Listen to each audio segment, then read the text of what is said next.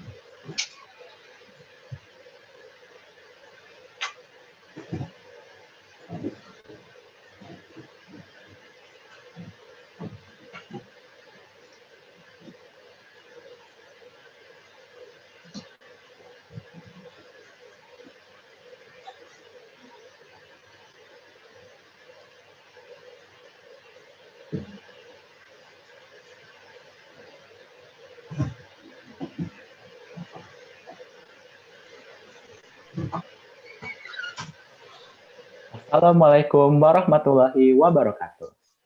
Good morning, everyone. Welcome to Tax Intercollegiate Forum 2020 with the grand theme 2021, the future of taxation policy in pandemic recovery era. Let me introduce myself. My name is Aihan. And I am Anjali, who will be your master of ceremony throughout this event. First of all, we would like to thank Ms. Ansela as the head of Fakultas Ekonomi dan Bisnis Universitas Indonesia FEBUI's Accounting Department, our honorable speakers, and of course, last but not least, our beloved participants for the willingness to spend their time attending our event in this morning. In the middle of this COVID-19 pandemic, this year's Tax Intercollegiate Forum must be held online. So we are very sad that we can meet everyone in person. However, we really hope that this condition doesn't affect any of our enthusiasm about this event. Before we start, we would like to inform everyone about our code of conduct during this webinar. First, participants are required to rename the Zoom account with the following format: name dash institution or organization. Participants are required to dress properly. And then, during this event, participants are required to turn off the microphone. And also, we really encourage that all participants can turn on the camera. Participants are required to fill the attendance list via Google Form. Attendance form will be given later, so stay tuned until the end of this event. Lastly, during the Q&A session, participants who want to ask questions can directly write down their questions in bit.ly/Q&A_TIF 2020. Without any further ado, let us begin our webinar with a welcoming speech from Ms. Ansela as the head of FEBUI Accounting Department. To Ms. Ansela, the stage is yours. Thank you, Rehan. Also, thank you, Angeli, as the MC for today's event. So, first of all, I would like to welcome everyone that's already attended the session, especially our honorable panelist and speaker, Bu Oka from BKF, and then also Bu Suska, and also Pak Aji from DDTC. And later on, we'll join Pak Projo from the ASA company, and also Prof. Rick Craver from University of Western Australia. So I would like to thank SPA, the student organization from Department of Accounting, Faculty of Economic and Business, Universitas Indonesia, that can consistently delivered this kind of event every year, because I remember I always give this welcoming speech, and I think for this year it's a bit different from the previous years, because this year still you have this kind of event, but online. But also when I discuss with Miss Christine, who also collaborate in this event from TERC, FEBUI, which is actually Miss Christine, the head of TERC. And Miss Christine said that due to this pandemic era, if we have this kind of session, we can have the participant from all over places, not only from Jakarta and surrounding, but also from all over Indonesia, but maybe also from abroad. So the topic for today's forum, I think, is very relevant and very important for everybody, because we all know due to this pandemic situation, everything's changed. Business maybe was some kind like a little bit slowing down, not a bit, maybe some of them have a very troubled situation. But we know that tax has an important role for this kind of situation. So that's why if I see the topic for today, that is the future taxation policy in the recovery of pandemic era, so sometimes I think that we don't really know when actually the recovery will begin or will start, and we can like going back to the normal situation as before. But we have to prepare for everything, right?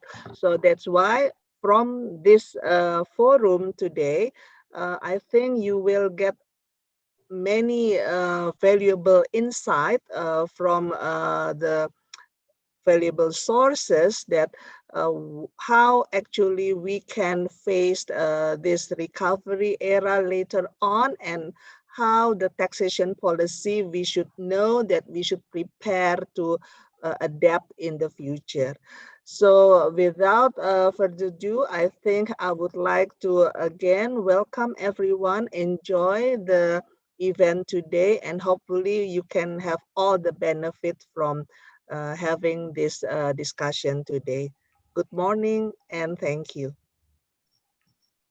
Thank you very much, Ms. Ansela, for the welcoming speech. Next, we would like to invite Mr. Akmal Haidar as the Chief Executive of Studi Profesionalisme Akuntan, or SPA FEBUI 2020, to give his welcoming speech. So Akmal Haidar, the stage is yours. Okay, thank you for the time. Assalamualaikum warahmatullahi wabarakatuh. Good morning, everyone. And greeting to all the honorable facilitators and participants. First of all, I'd like to praise the Almighty because we can still hold this event even though in this pandemic situation. So we all know that this pandemic has multi-aspect impact in business, from business operation until all its derivatives, including taxation. So SPF BUI collaborate with TERC LPM FEBUI try to conduct this webinar so both students and practitioners could identify what's happened and what's to do next. Hopefully, all the participants can get valuable insight and exposures from this webinar. So yeah, I think that's all for me. Wassalamualaikum warahmatullahi wabarakatuh, and thank you everyone. Thank you very much, Akmal Haidar, for your welcoming speech.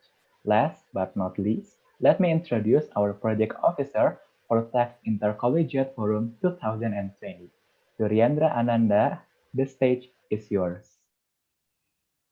Okay, thank you Raihan and Anjali. Assalamualaikum warahmatullahi wabarakatuh. Good morning everyone.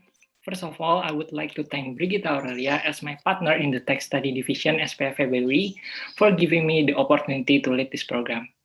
And also, thanks to Akmal Haidar as Chief Executive of SPFEBUI, Kenneth Edbert as Managing Partner Studies of SPFEBUI, Faraz Alexander as my VPO, and other Tax Study members that I cannot mention them one by one. In addition, I also want to show my gratitude to Ms. Ansela as the head of FEBUI Accounting Department, Ms. Christine Chen as the head of TERC FEBUI, our honorable speaker, and of course, last but not least, our beloved participant for the willingness to spend their time attending our event this morning. In the midst of COVID-19 pandemic, there are many things that needs to be adjusted. One of them is the implementation of this event, which currently has to be held online. However, even though this event is held online, we really hope that this event can still be a forum for the public to increase their insight and knowledge related to the currency taxation issues. All right, I think that's all for me. Welcome. Good morning. Assalamualaikum warahmatullahi wabarakatuh. I will give it back to MC. Thank you. Thank you very much to Duriandra Ananda for the welcoming speech. This event certainly could not be held without the help from Tax Education and Research Center or TERC FEBUI. Thus, please welcome Ms. Riatu Mariatul Kiftia as the head of Lembaga Penyelidikan Ekonomi dan Masyarakat LPM FEBUI to give us a welcoming speech and introduce us about TERC FEBUI. To Ms. Riatu, the stage is yours. Thank you, Raihan. Good morning, all. Excellency Honorary Head of Accounting Department, Ibu Dr. Atsela Hermawan, Coordinator of TRC FEBUI, Ibu Christine Chen, Head of SBA, Saudara Akmal Haidar, and also coordinator of this forum, Rian Ananda, and also distinguished speaker here. Welcome Ibu Pande Putuoka, Head of State Revenue Fiscal Policy Office from Ministry of Finance, Ibu Suska as well. Hello Ibu Suska. And Pak Projo Sunarjanto, President Director of PT Adi Sarana Armada, and Bapak Bawono Kristiaji, partner at Deni Darussalam Tech Centers.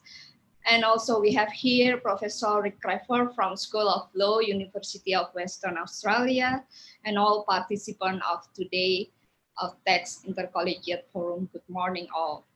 On behalf of LPM FEBUI, I thank you SBA FEBUI that continue to collaborate with the TRC. I think this is the second time in hosting this event of Tax Intercollegiate Forum.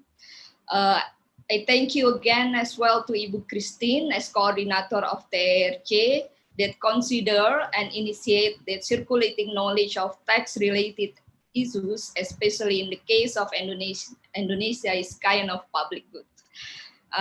So we are driving here from to initiate from TRC and the activities that have collaborated here. I supported SPA and TRC as well.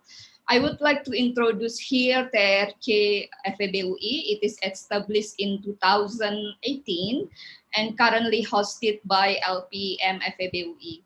This initiative is actually part of our commitment to bring more engagement of scholars, students across the 3 departments in Faculty of Economics and Business Universitas Indonesia to share to general public on taxation issues and policy, and to drive more research on taxation among multidisciplinary scholars. Therefore, we supported this type of engagement and forum sharing. To Fiscal Policy Office, Ministry of Finance, I highly appreciate your continued support on this joint collaboration between SBA and TRC FEBUI. It is surely a challenging period for the government on managing tax in Indonesia. Even prior to COVID-19 pandemic period, there is still issues of our country tax system ranging from collection, compliance, and non-optimal tax coverage from various activity, and also due to characteristic that is prevalent in the context of high informality in Indonesia. And the condition may not be wind down, especially in this current slowing down economy in the global context and in Indonesia. So there is a built-up expectation of crafting new policies and tax administration improvement to both support the taxpayer, that at the same time ensuring that in the future tax revenue might actually gradually improve. We are fortunate here to all of distinguished speakers here, not only from academics, policymakers, and as well from practitioners in the discussion, the future of taxation policy in pandemic recovery era. Surely we will have many insight and new knowledge from speakers and discussion in this forum. Finally, stay safe and healthy to all of us. Terima kasih. I give it back to Raihan. Thank you. Okay, thank you, Ms. Riatu, for the welcoming speech and the introduction of TRC FEBUI. Next, we will move on to the first presentation session. First, we would like to introduce Christine Chan profile as the moderator who will guide this webinar presentation session. Ms. Christine is a lecturer at Department of Accounting and Faculty of Economics, Universitas Indonesia.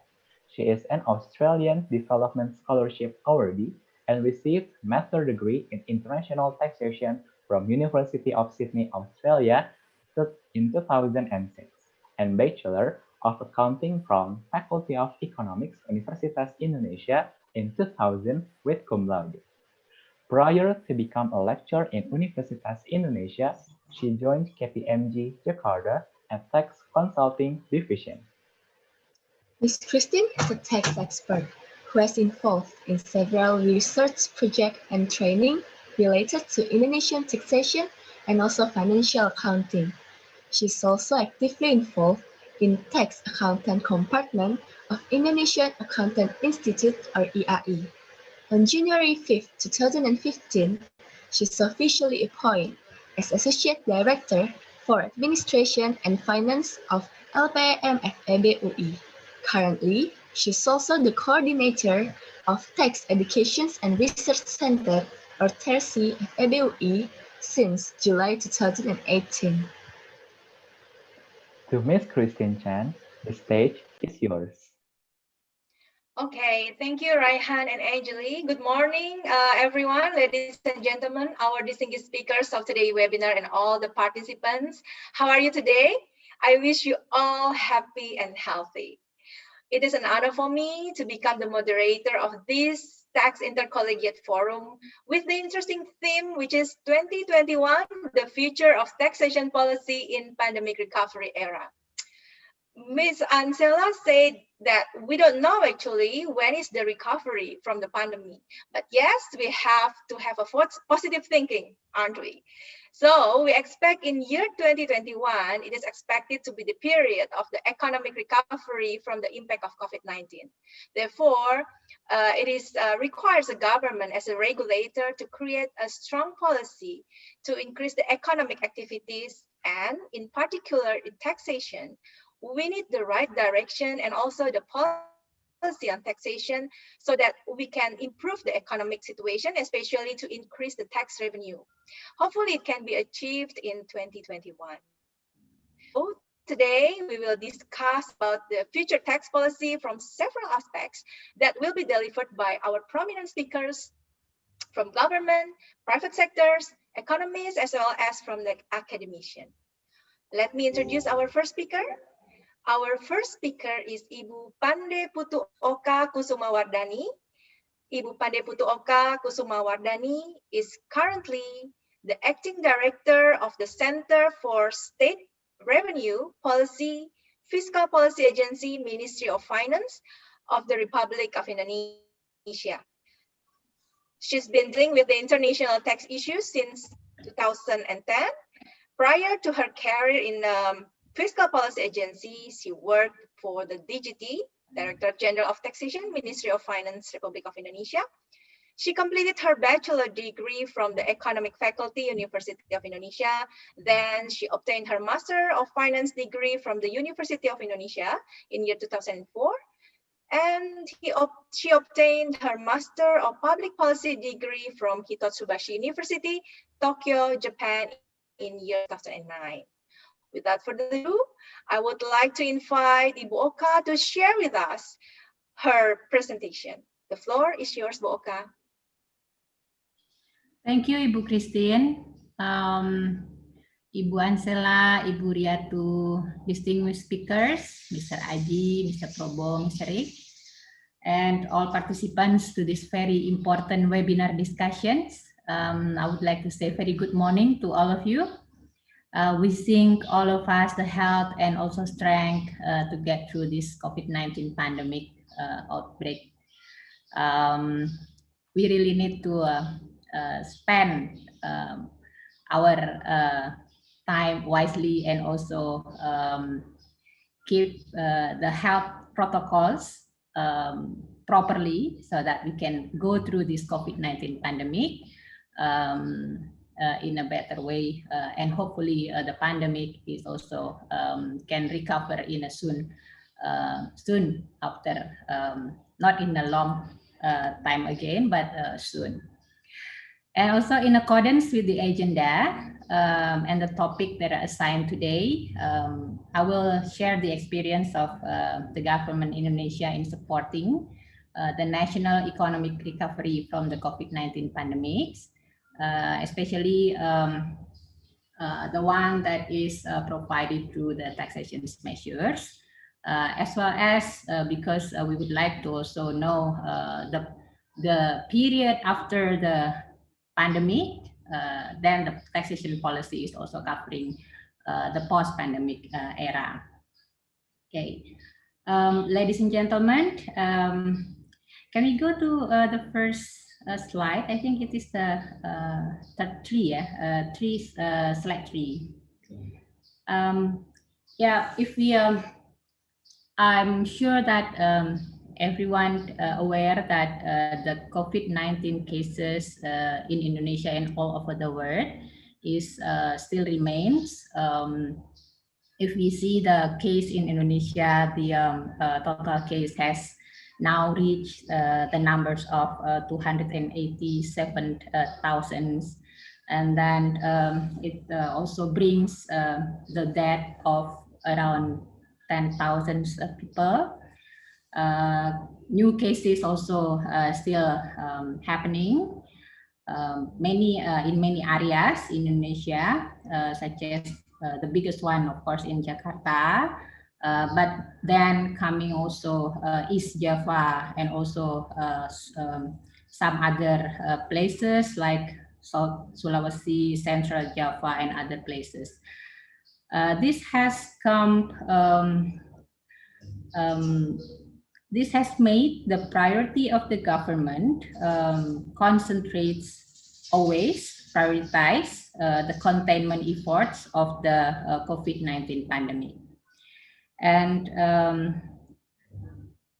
we can see that some efforts nowadays, the government has already started the developing of the vaccines, including the cooperating with international institutions.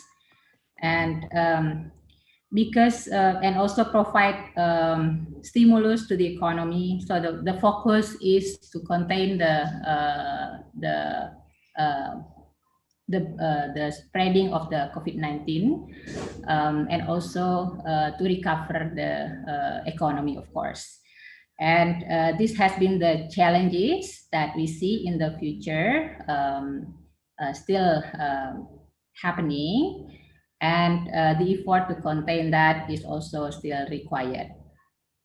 So this pandemic COVID-19 has forced the government to also undergo several large-scale social restrictions since March 2020.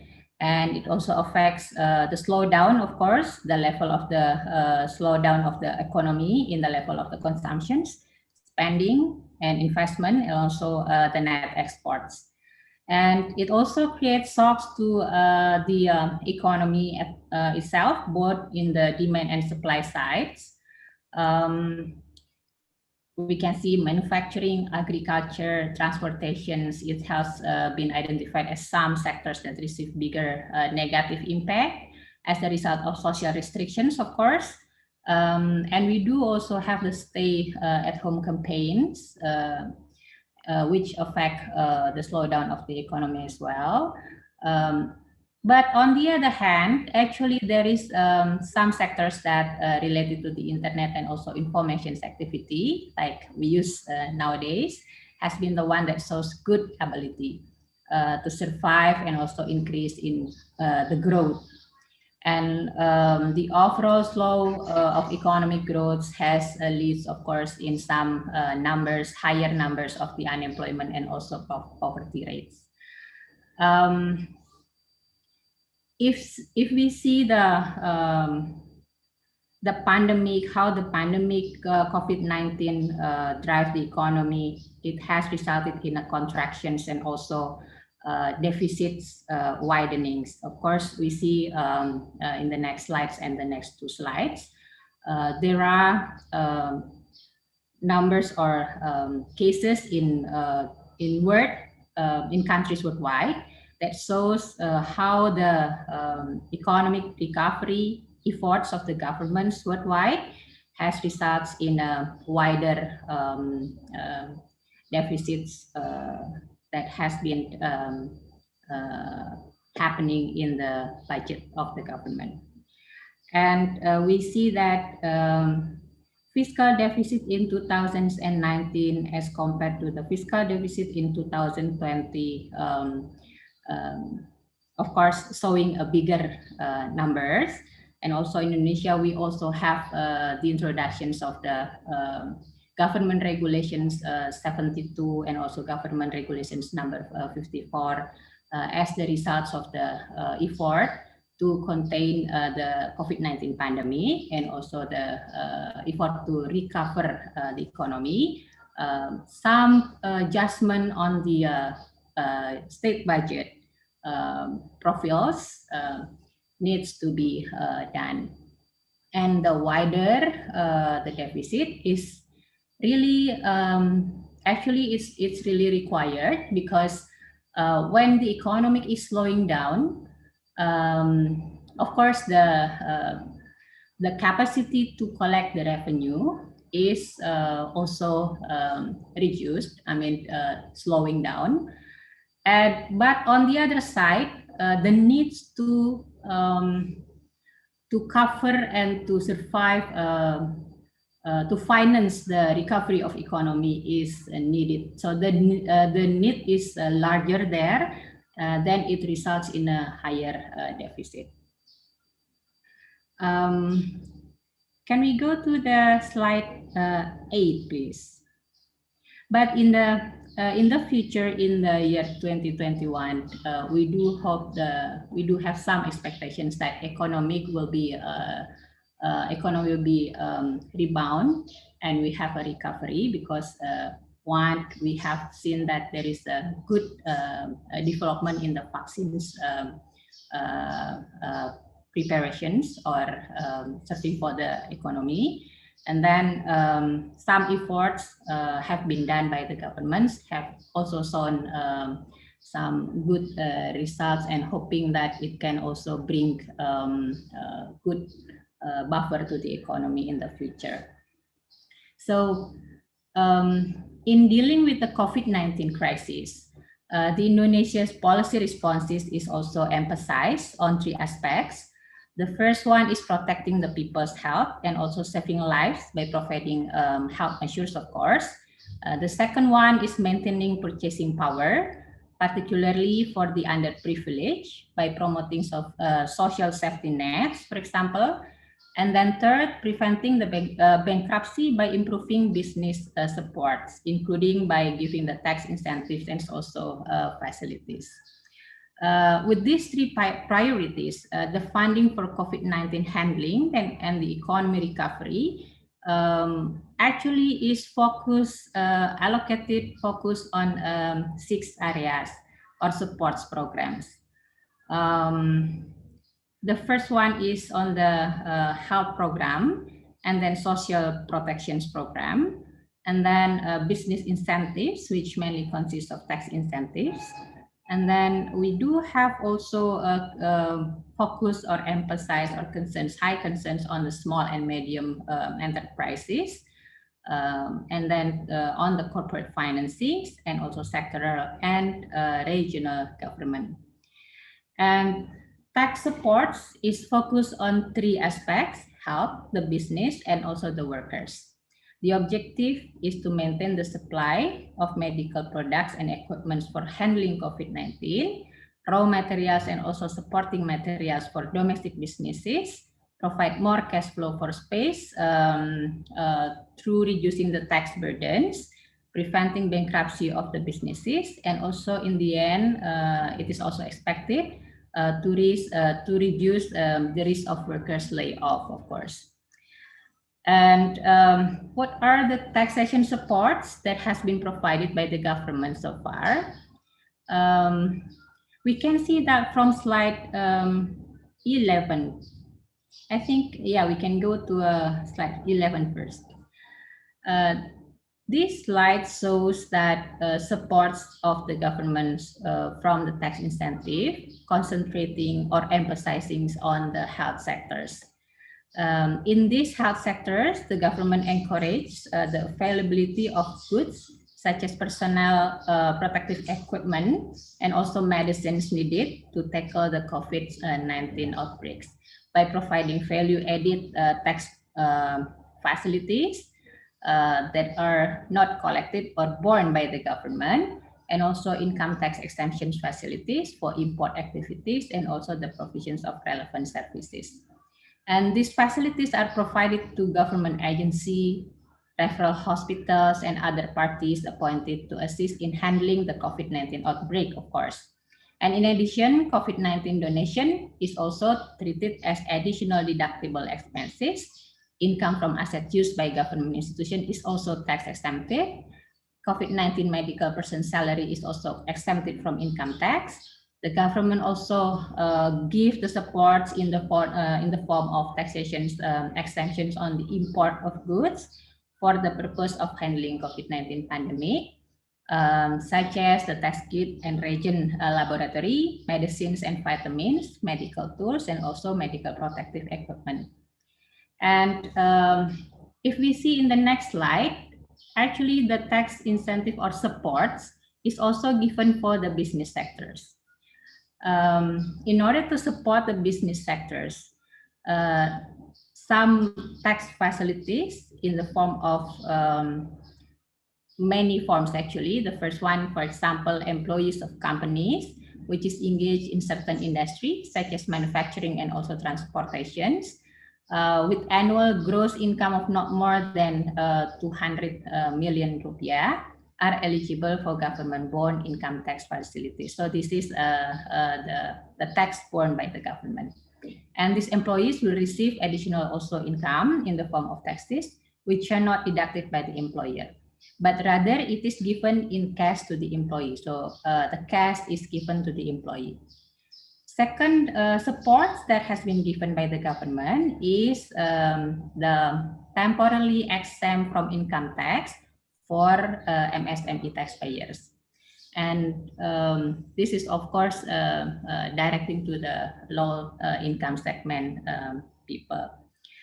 The third one, taxpayers also engage, which also engage in certain industries, also receive a 50% reductions in income tax installments. This is to provide them with the more cash flow and rooms for cash flow.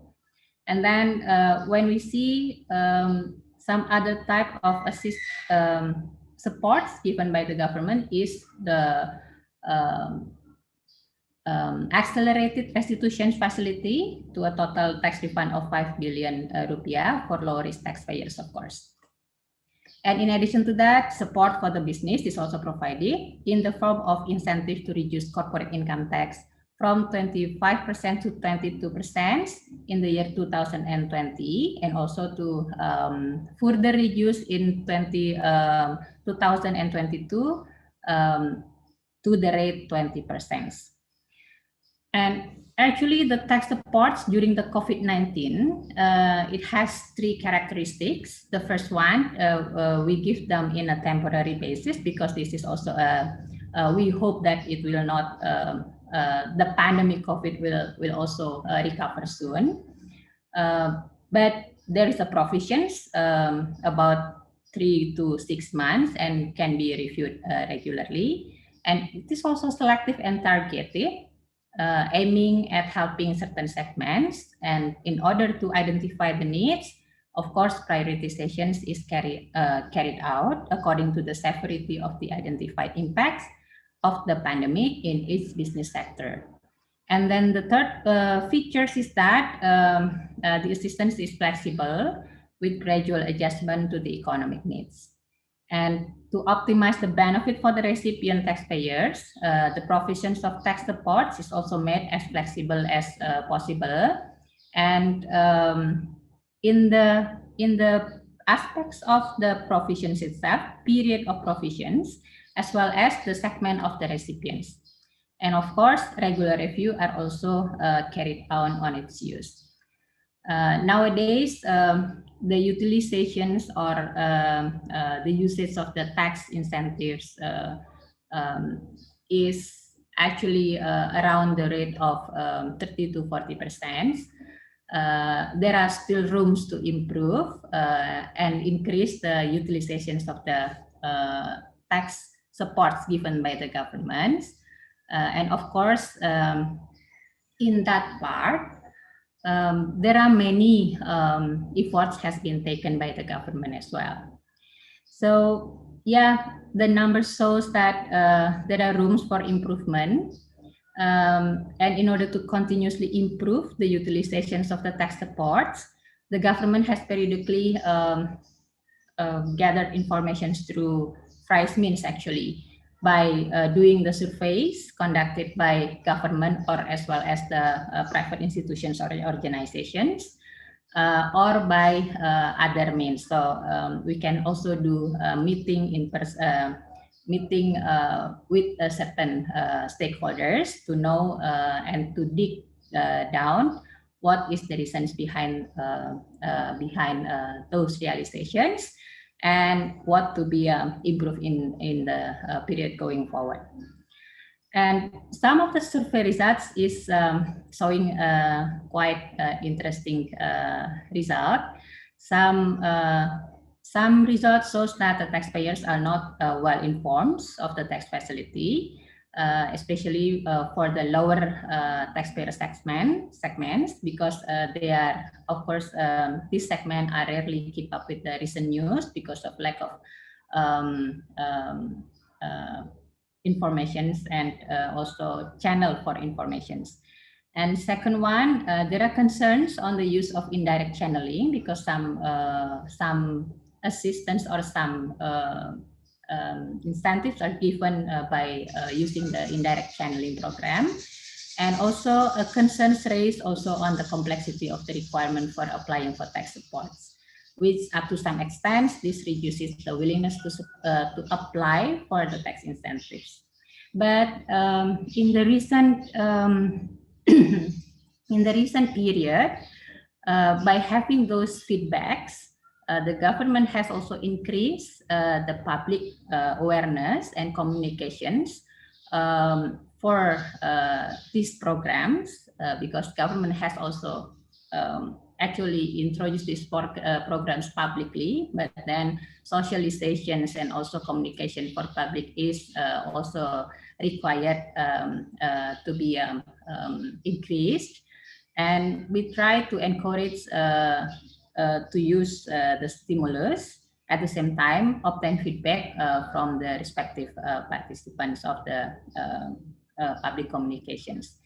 In addition to that, on the regulations part, the government has also performed a speed up on the completions of the regulations and simplifications of the relevant administration requirements.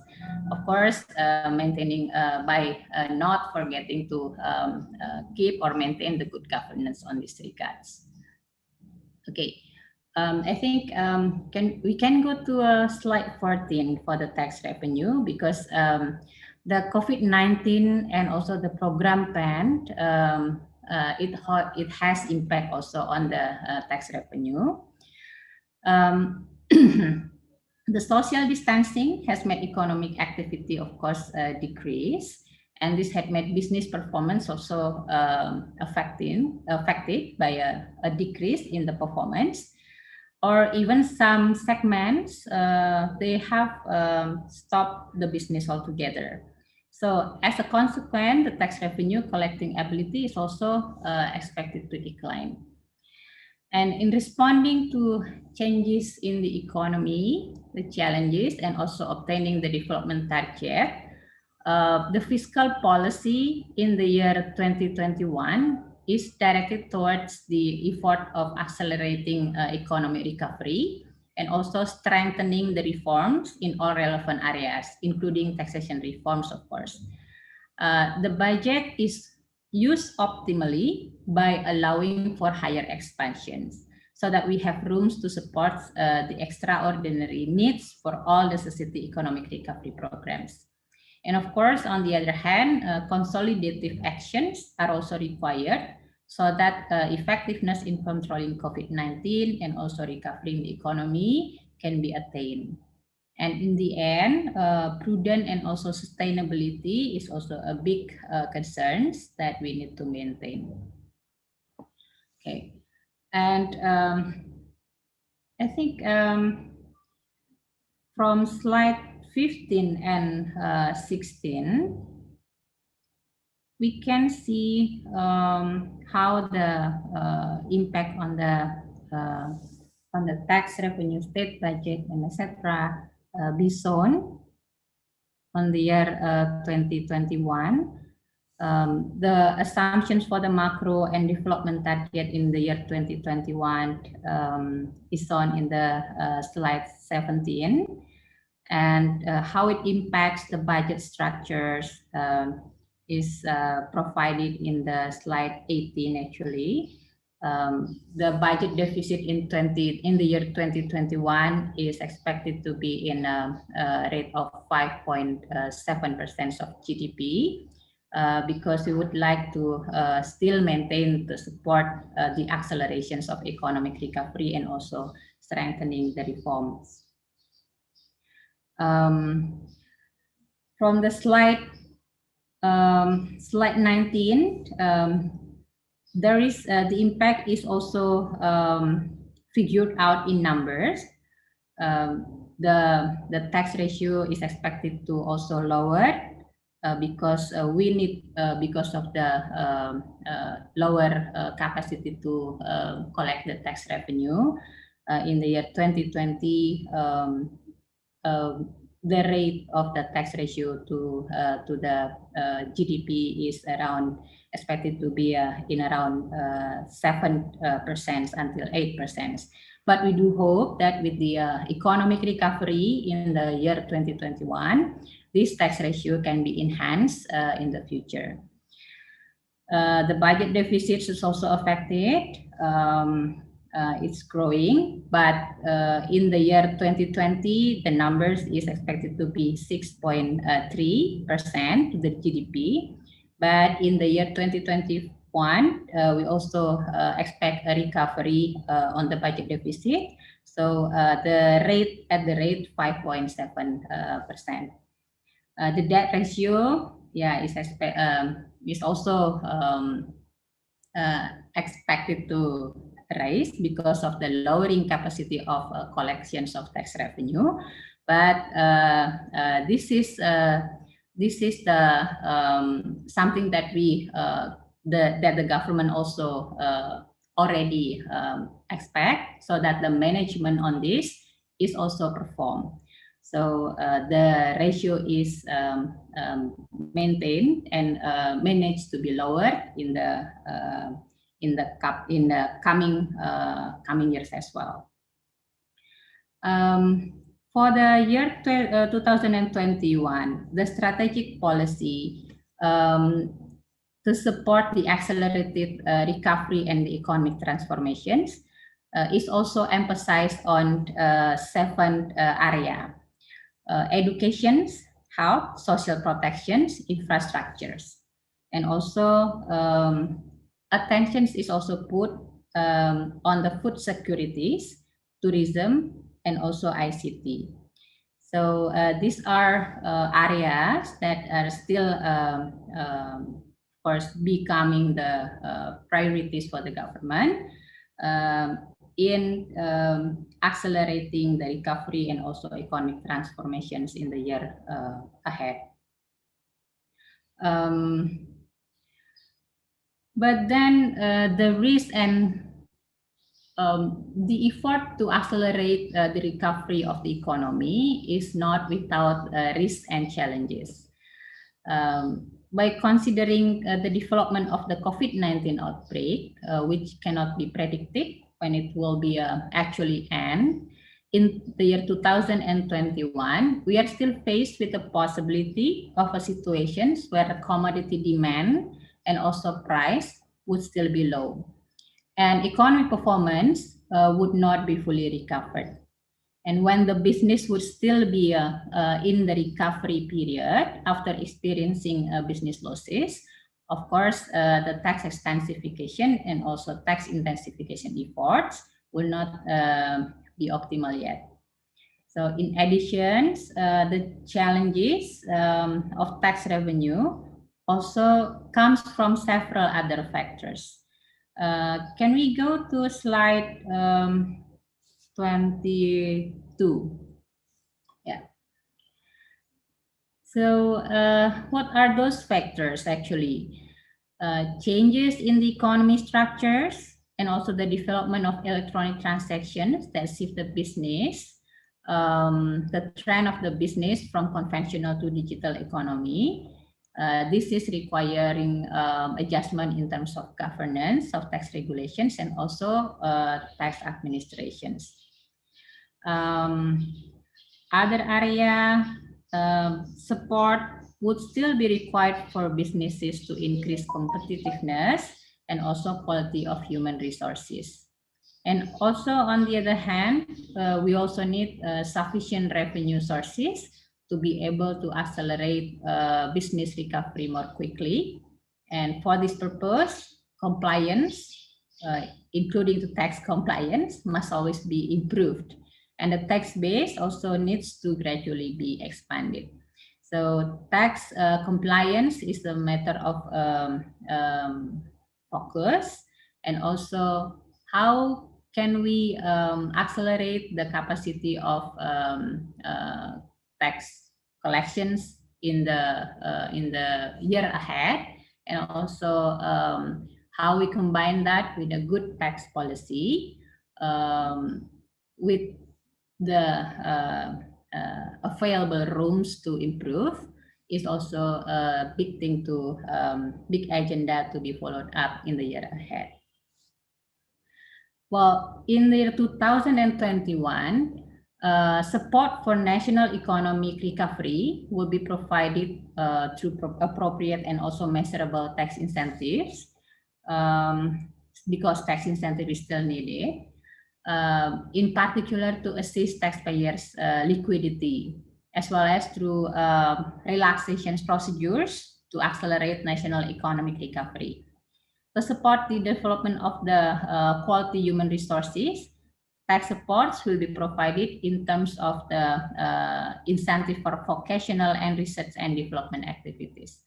So recently, the government has issued the Minister of Finance regulations to support and to provide the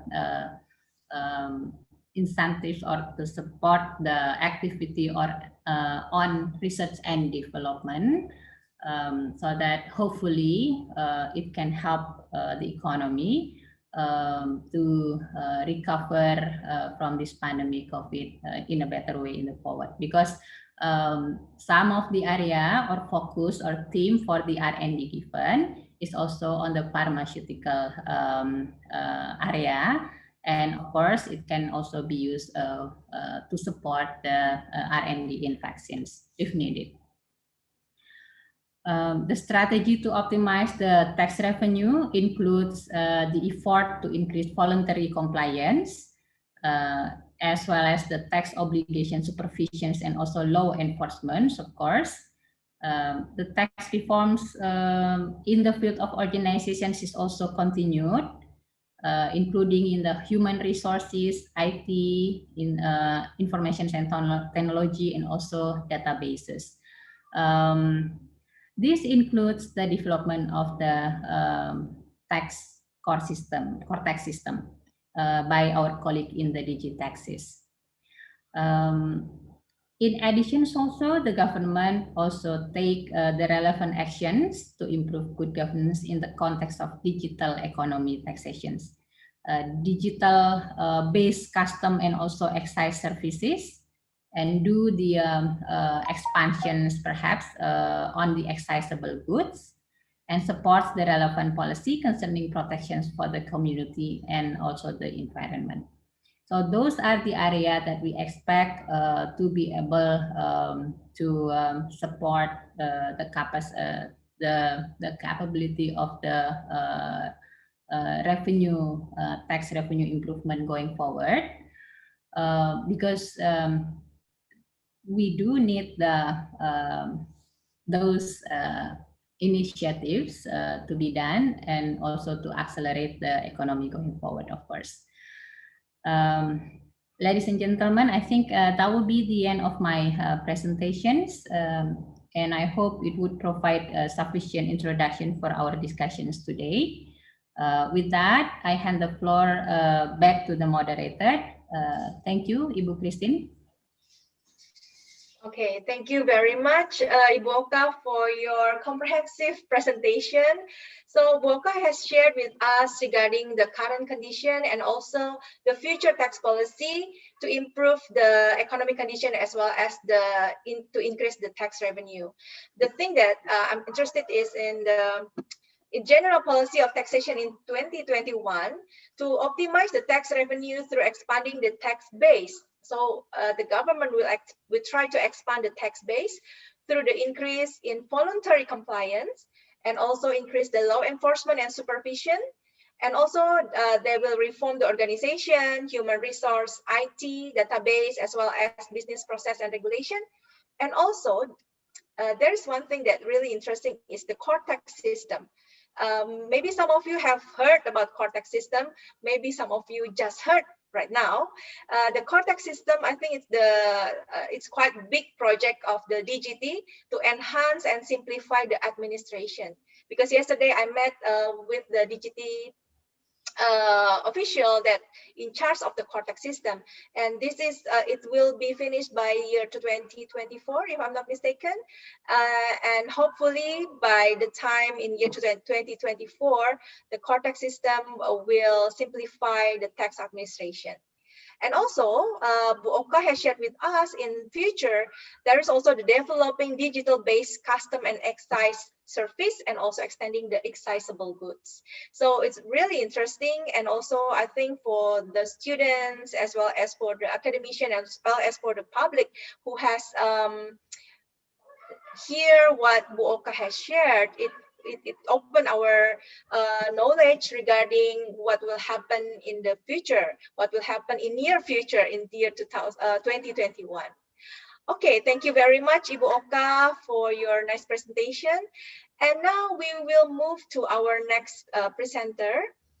I think I will ask Pak Aji, because I think Pak Projo is not here yet. So I will go to Pak Bawono Kristiaji. Our next speaker is Pak Bawono Kristiaji. He is the partner of tax research and training services at DDTC. He is also an experienced practitioner in public finance, tax policy, and transfer pricing. He's a regular speaker in topics regarding the transfer pricing and tax policy in various seminar trainings.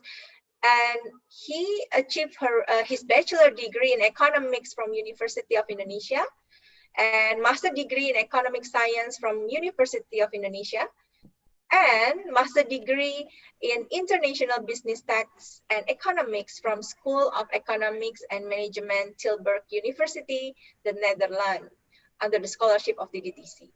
Pak Aji, the floor is yours. Yeah, thank you, Bu Christine. Assalamualaikum warahmatullahi wabarakatuh. Good morning, everyone, ladies and gentlemen. Well, first of all, I would like to send my gratitude to the Honorable Ibu Ansela, Ibu Riatu, Ibu Christine Chen, honorable speakers, Prof. Rick Rever, Ibu Oka, and also Pak Projo. And I would also like to greet to all the members of the SPA and also the committee of the Tax Intercollegiate Forum 2020 and all participants in this webinar. So I'm honored to deliver one of the sessions at this Tax Intercollegiate Forum entitled The Future of the Taxation Policy in the Pandemic Recovery Era. So today I will share my thoughts about the tax policy, the future tax policy, especially in the post-pandemic era and challenges ahead. And also I will give my brief comments on the on job creation law. So next slide, please. So on my first slide, so if we want to discuss the future of the tax policy, well, I think it is important to explore the fiscal policy outlook during the 2019 and 2000 until 2024. Well, interestingly, that the signal was already given by our president, President Jokowi. So As you may know that yesterday we all celebrate his first anniversary of the President Jokowi's second administration. So based on his inauguration speech last year, he mentioned about the how to boost the investment, how to increase competitiveness, bureaucratic reform, build infrastructure and human capital, and so on. So if we want to transform these objectives to the fiscal, especially the tax policy framework, uh, I believe that, or I have no doubt that there is a strong tendency towards the tax relaxation during for the next 5 years. So if we divided the tax policy into two goals, so one is for the revenue mobilization to financing the development, and on the other hand to increase the competitiveness to increase investment and job creation. So it seems the pendulum is slightly swing towards the relaxation. So that is my thought. So my prediction is the political economy, the political economy philosophy during the President Jokowi's second administrations is to support and increase competitiveness will be the priority agenda, and will be the agenda of the future tax policy, and it's already shown by the job creation law. So with or without the COVID-19 pandemic, I think the framework of the tax relaxation will still there. So but however, this pandemic, COVID-19, I think give more justification and urgency from the government to provide more tax relaxation to the society. But at the same time, it will probably distort the agenda to revenue mobilization and comprehensive tax reform, and as well as to increase the tax ratio itself. So probably this is from this slide we can understand that the political economy of the fiscal framework for the next 5 years is likely towards to the tax relaxation. So next slide, please.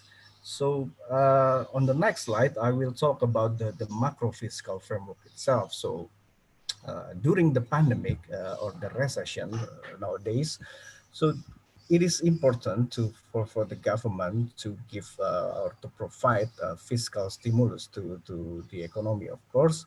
So in order to manage the health problems, to probably to increase the aggregate demand, and also to help or to give assistance to for the taxpayer who impacted from the pandemic COVID-19.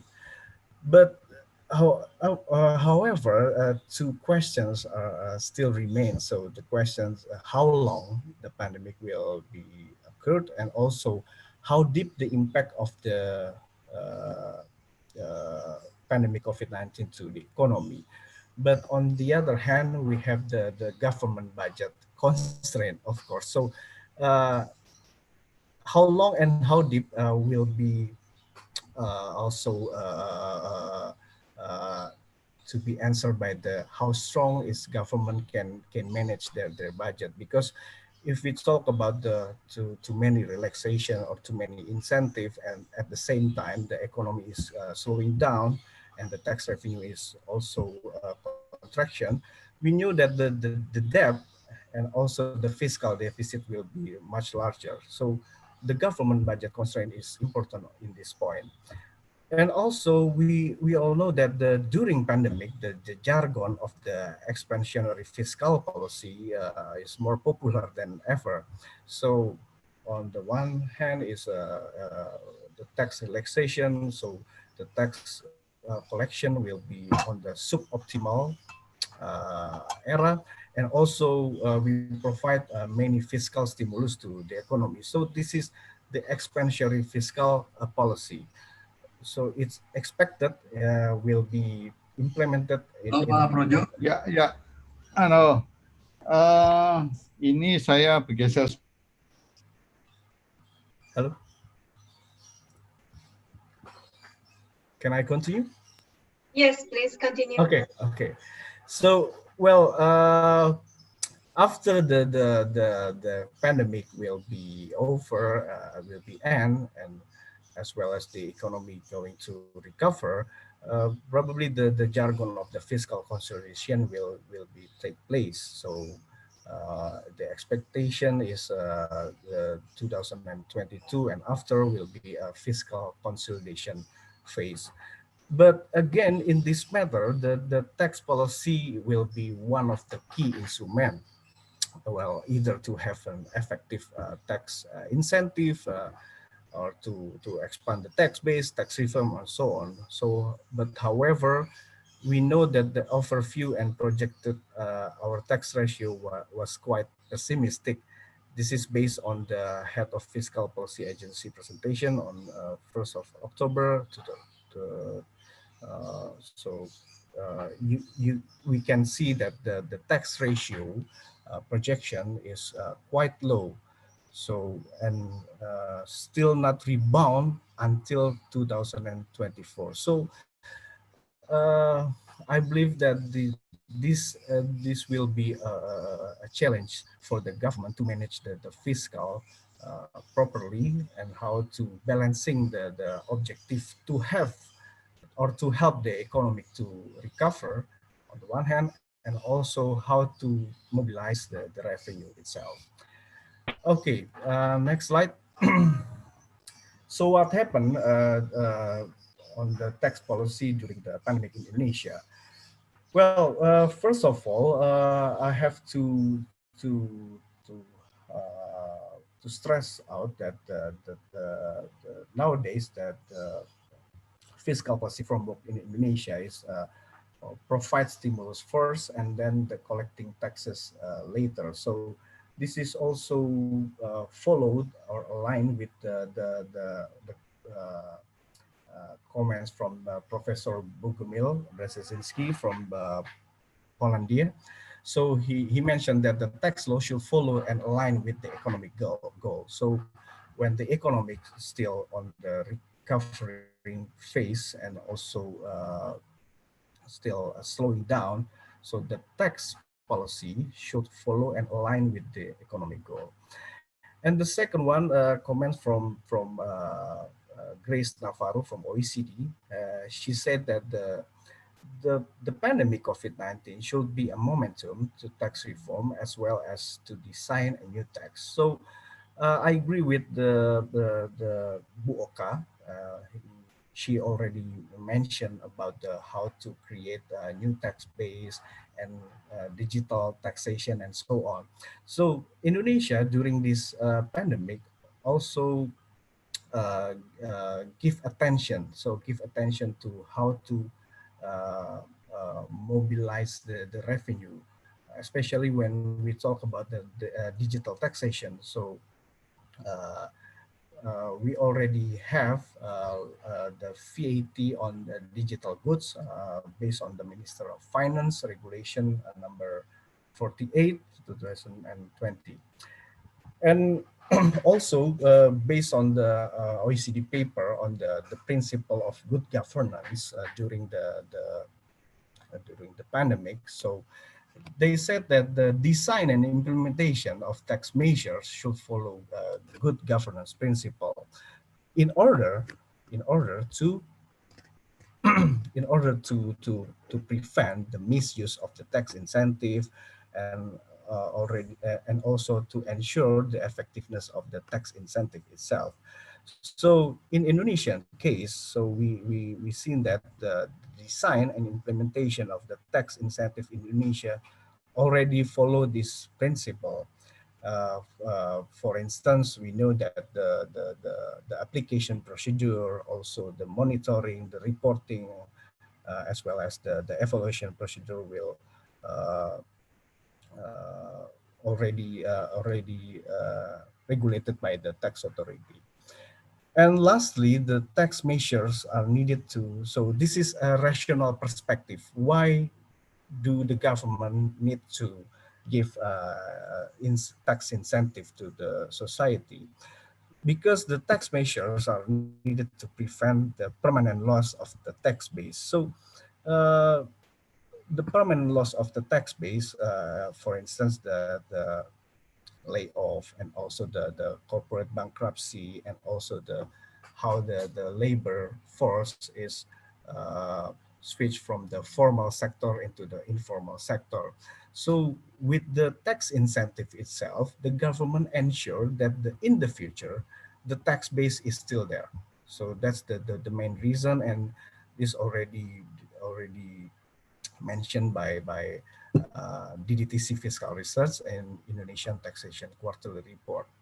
So the tax incentive also uh, provided to various sectors and activities, and also the taxpayers.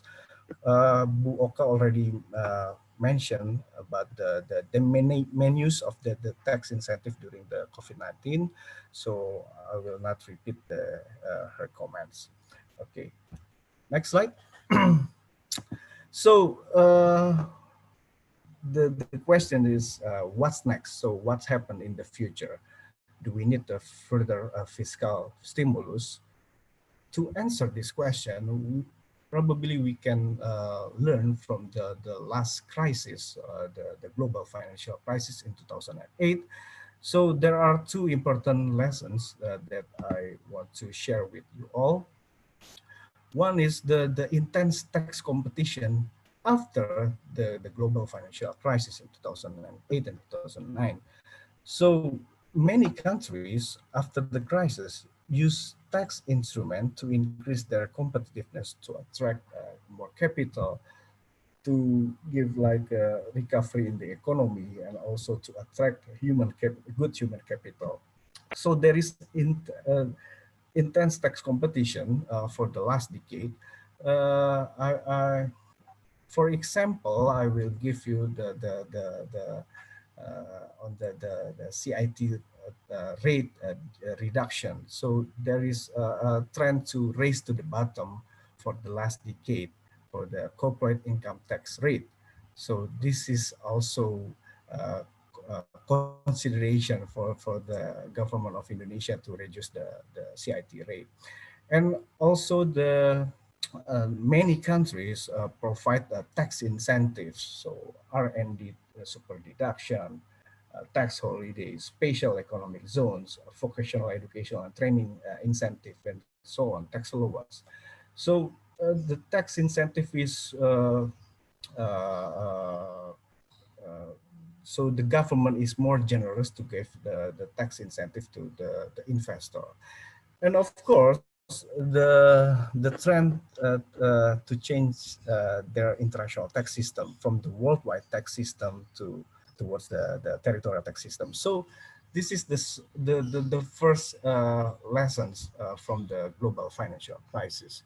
And the second one, that we know that the tightening fiscal policy prematurely could impact a serious blow to already weakened economy. So the fiscal support should stay longer. So during the economy, we know that the economy is still in fragile. So any tax system or two optimal tax system could be distort the recovery process itself.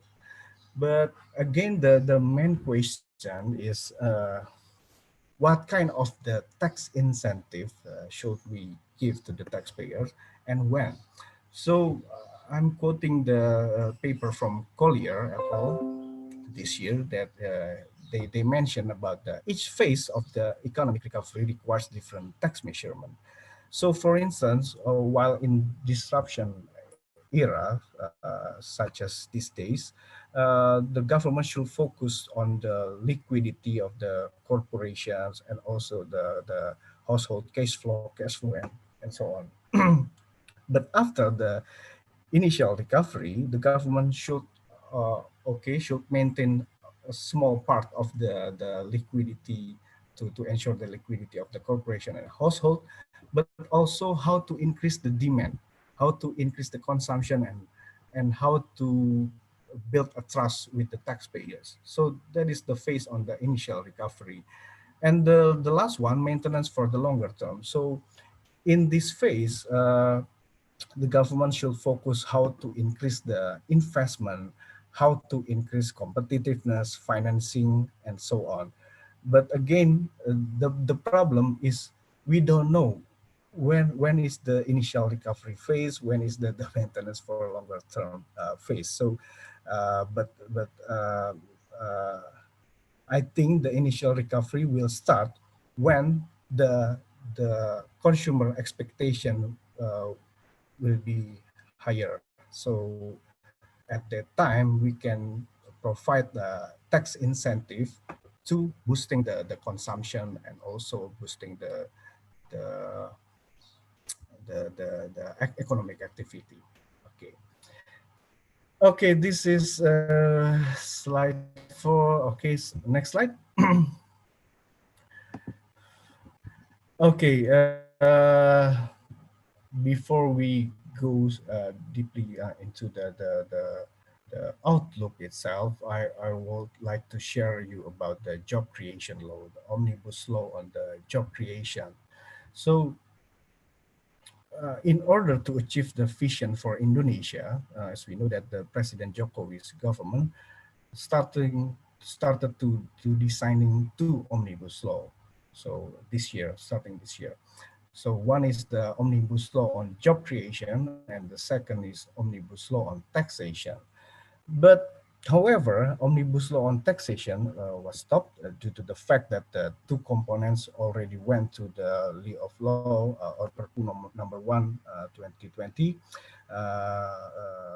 corporate income tax reduction, and also the digital taxation already went to the Perpu number 1 to 2020. But the rest merged into the job creation law. So based on the job creation law draft that I had 1,000 pages, 1,035 pages. So we knew that there is 15 chapters and also 186 articles inside the job creation law. So the taxation cluster itself is mentioned under the chapter 6 is of doing business and part 7. So there are 4 articles. Article 111 about revision on the income tax law, 112 revision on the VAT law, 113 revision on the general provision tax law, and also 114 about the local tax and local retribution law. So my comments on the taxation cluster on job creation law is one, it is relevant to the economy after the pandemic recovery.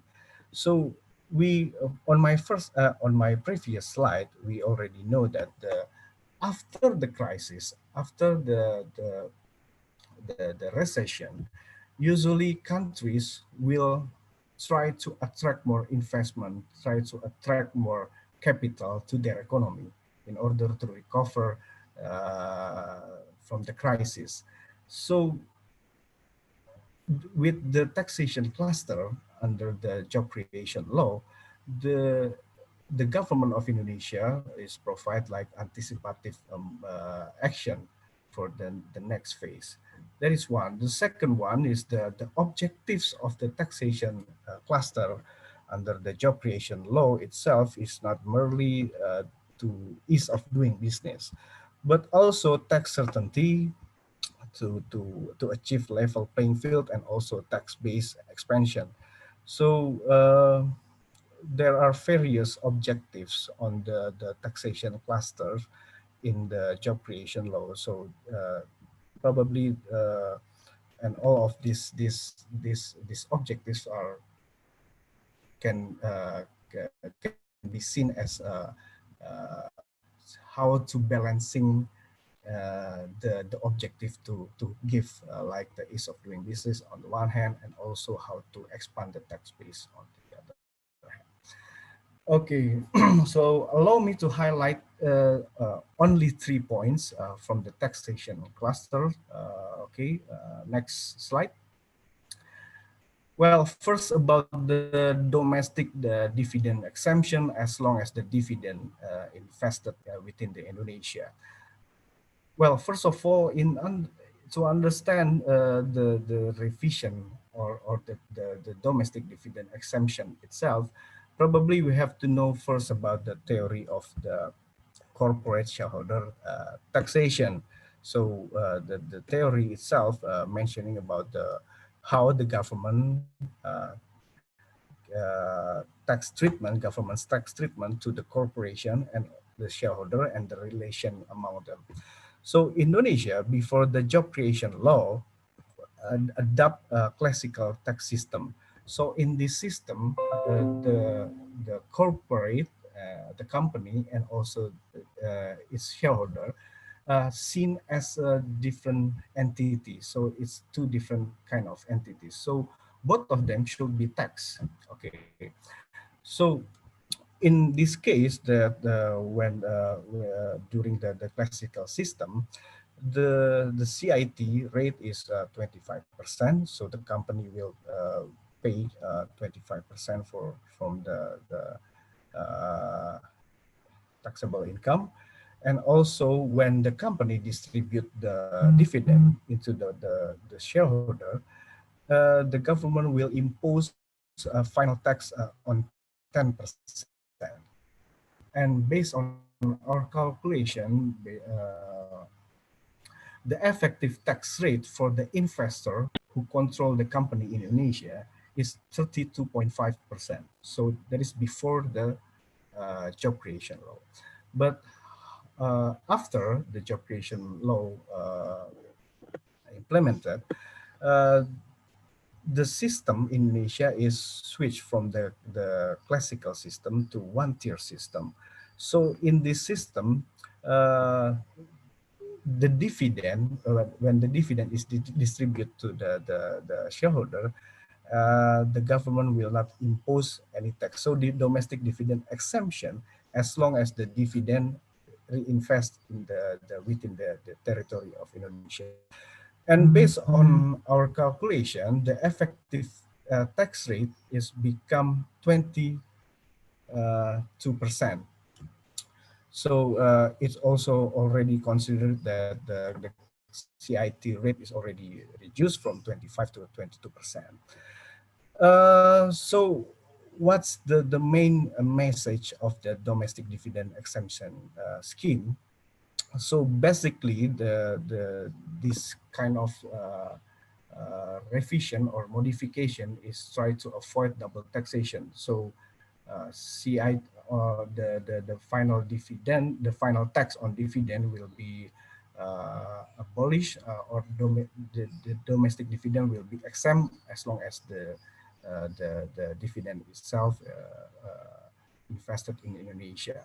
And also uh, it it can reduce aggressive tax planning behavior, because in order to avoid the final tax on dividend on 10%, many shareholders also receive the dividend in legal terms becoming a bonus or probably fringe benefit or something like that. So is there was a disguised dividend tax planning when we follow or adopt the classical system. And also the rerouting investment. So for instance, the shareholder, uh, despite of he control the company directly domestically, so he will establish probably special purpose vehicle, or one layer, two layer, or three layer in the preferential tax regime countries.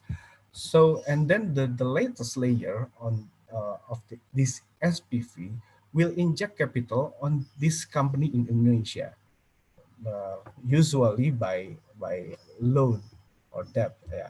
So in this case, there are three issues. One is the revenue foregone from the final tax on dividend one, and the second is the issue of the beneficial owner, and the third one is the tax-based erosion, because the company in Indonesia will pay interest to the SPV in other countries. Okay, so and of course it will boosting the capital productivity and reduce tendency to return earnings. Hopefully this kind of domestic dividend exemption will uh, drive more or induce more investment and boosting the capital productivity itself. Okay, that is the domestic dividend exemption. On the next slide, I will explain about the foreign dividend exemption.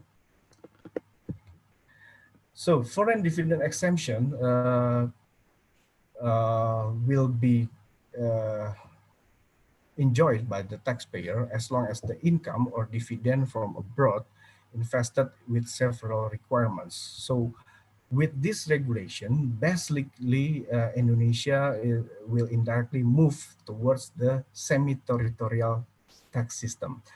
So before that, I will explain about the difference between the worldwide and territorial tax system. In worldwide tax system, the tax authority only will tax the tax residents, impose a tax on tax resident based on the income both from the domestic and the foreign source. That is the worldwide tax system. Indonesia adopt this kind of system, predominantly worldwide tax system.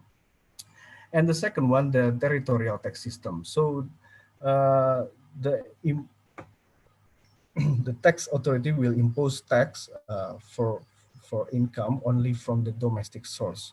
So the difference between this system is based on the foreign source of income.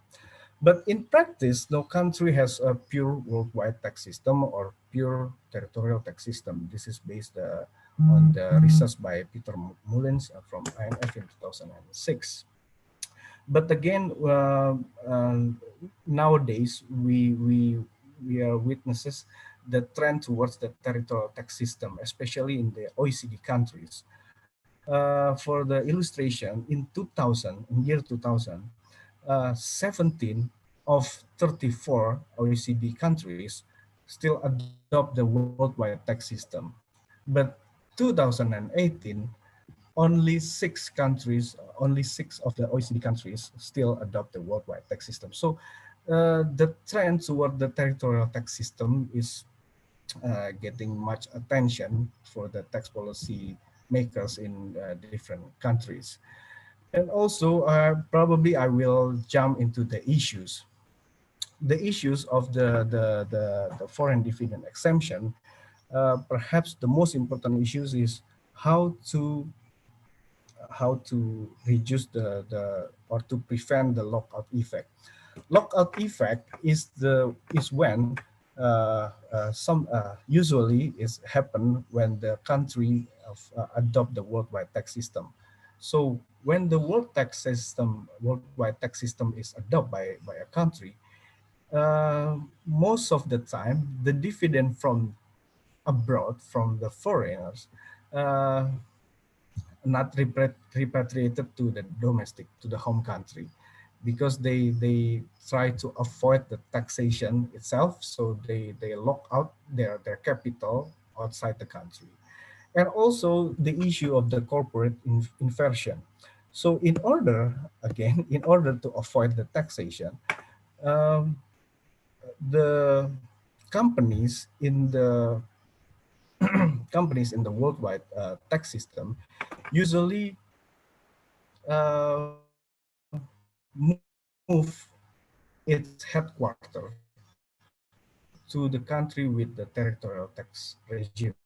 So again, foreign dividend taxation. And the next issues about the, well, either on the worldwide tax system or territorial tax system, the exchange of information is still need to be implemented to complement and also to ensure the compliance of these schemes. And also we have to modify the CFC rules, control foreign company rules, and aligning with this kind of foreign dividend exemption. But also I would like to stressing the effectiveness to ensure the capital to lock in Indonesia and creates multiplier effect to the economy. So lesson learned from the tax amnesty program, that we know that more than 100 trillion is repatriated to Indonesia. But Sorry, 5 menit lagi ya Mas Aji. the question, yeah, did the money that already repatriated can give a multiplier effect to the economy? Well, the answer is debatable. So it is important to government to have the detailed regulation on how this capital, on how this repatriation of the capital itself will be boosting the economic growth in Indonesia. Okay, probably next slide, please. Okay, this is the expatriate tax regime. So basically, based on the job creation law, the expatriate tax regime, so this is the popular term of the name, offers expatriates who has a particular skill. So the income that will be taxed in Indonesia only income source from Indonesia. So well, when the expat probably he already he have income source from probably from Indonesia, salary, and also from the rent in Japan, something like that. And in this regime, the government will only impose tax from income sourcing from Indonesia only. So this so the question, why the government of Indonesia include this expatriate tax regime in the job creation law? So I have to share with you that nowadays we have a tax competition trends to attract human capital. So it based on the issue of the demographic, so aging populations in advanced economies, demographic dividend in most developing countries, and also the brain drain. So most of the countries try to induce more good human capital, global talent, to working and become a tax resident in their countries. So they use the tax instrument also. So the expatriate regime usually offers the flat and low rate income tax, so adopt territorial tax system eligible to specific sectors and expertise such as in China, and special concession. So in line with the President Jokowi's human development vision, I think this expatriate tax regime is try to how the expatriate will give a transfer of technology to the human capital in Indonesia. Okay, next slide. 2 minutes ya Bu ya. Okay, next slide. So I will return to the future of the tax. No, before that, the future of the tax policy. Sorry, previous slide, please. Yeah. So there are three backgrounds that we have to consider to reform the tax system in Indonesia. First is the low tax participation and low tax compliance in Indonesia, and also the mismatch between the sectoral contribution of GDP, labor, and tax revenue. So there is hypothesis there there were many tax gap in each of this sector. So we have to see whether this is caused by the compliance gap or the policy gap, and also the tax structure in Indonesia is still imbalanced. So, and the opportunity and challenges ahead is first is the how to balance the fiscal or tax policy to support the economic recovery on one hand, and also to ensure the fiscal sustainability in the long term. And the second one is the demographic dividend, bonus demography, and the rise of the middle income class and high net worth individual. So it means that we can probably optimize the personal income taxation revenue from this kind of data. And third is the new business models and globalizations, digital, and also the cryptocurrency, and globalization is probably transfer pricing and so on. The shadow economy and the rise of the non-standard jobs, informality and so on, and also the inequality. So these are the challenges and also the opportunity to government Indonesia, how they can probably mobilize their tax revenue. Okay, my last slide. Okay, so based on the IMF paper, we know that they mention about the minimum tax ratio to achieve the sustainable development goals and to ensure the advocacy of the budget to financing the development is 15% very low, the tax ratio, but is it feasible or not? Well, I believe the feasibility will be clear if we consistently doing a tax reform plan, and also consistently implement the Renstra or strategic plan of Kemenq and Renstra DJP 2020 to 2024. So these are the strategies to increase the tax ratio. So this brings me to the end. Thank you very much for your attention. Thank you, Bu Kristen.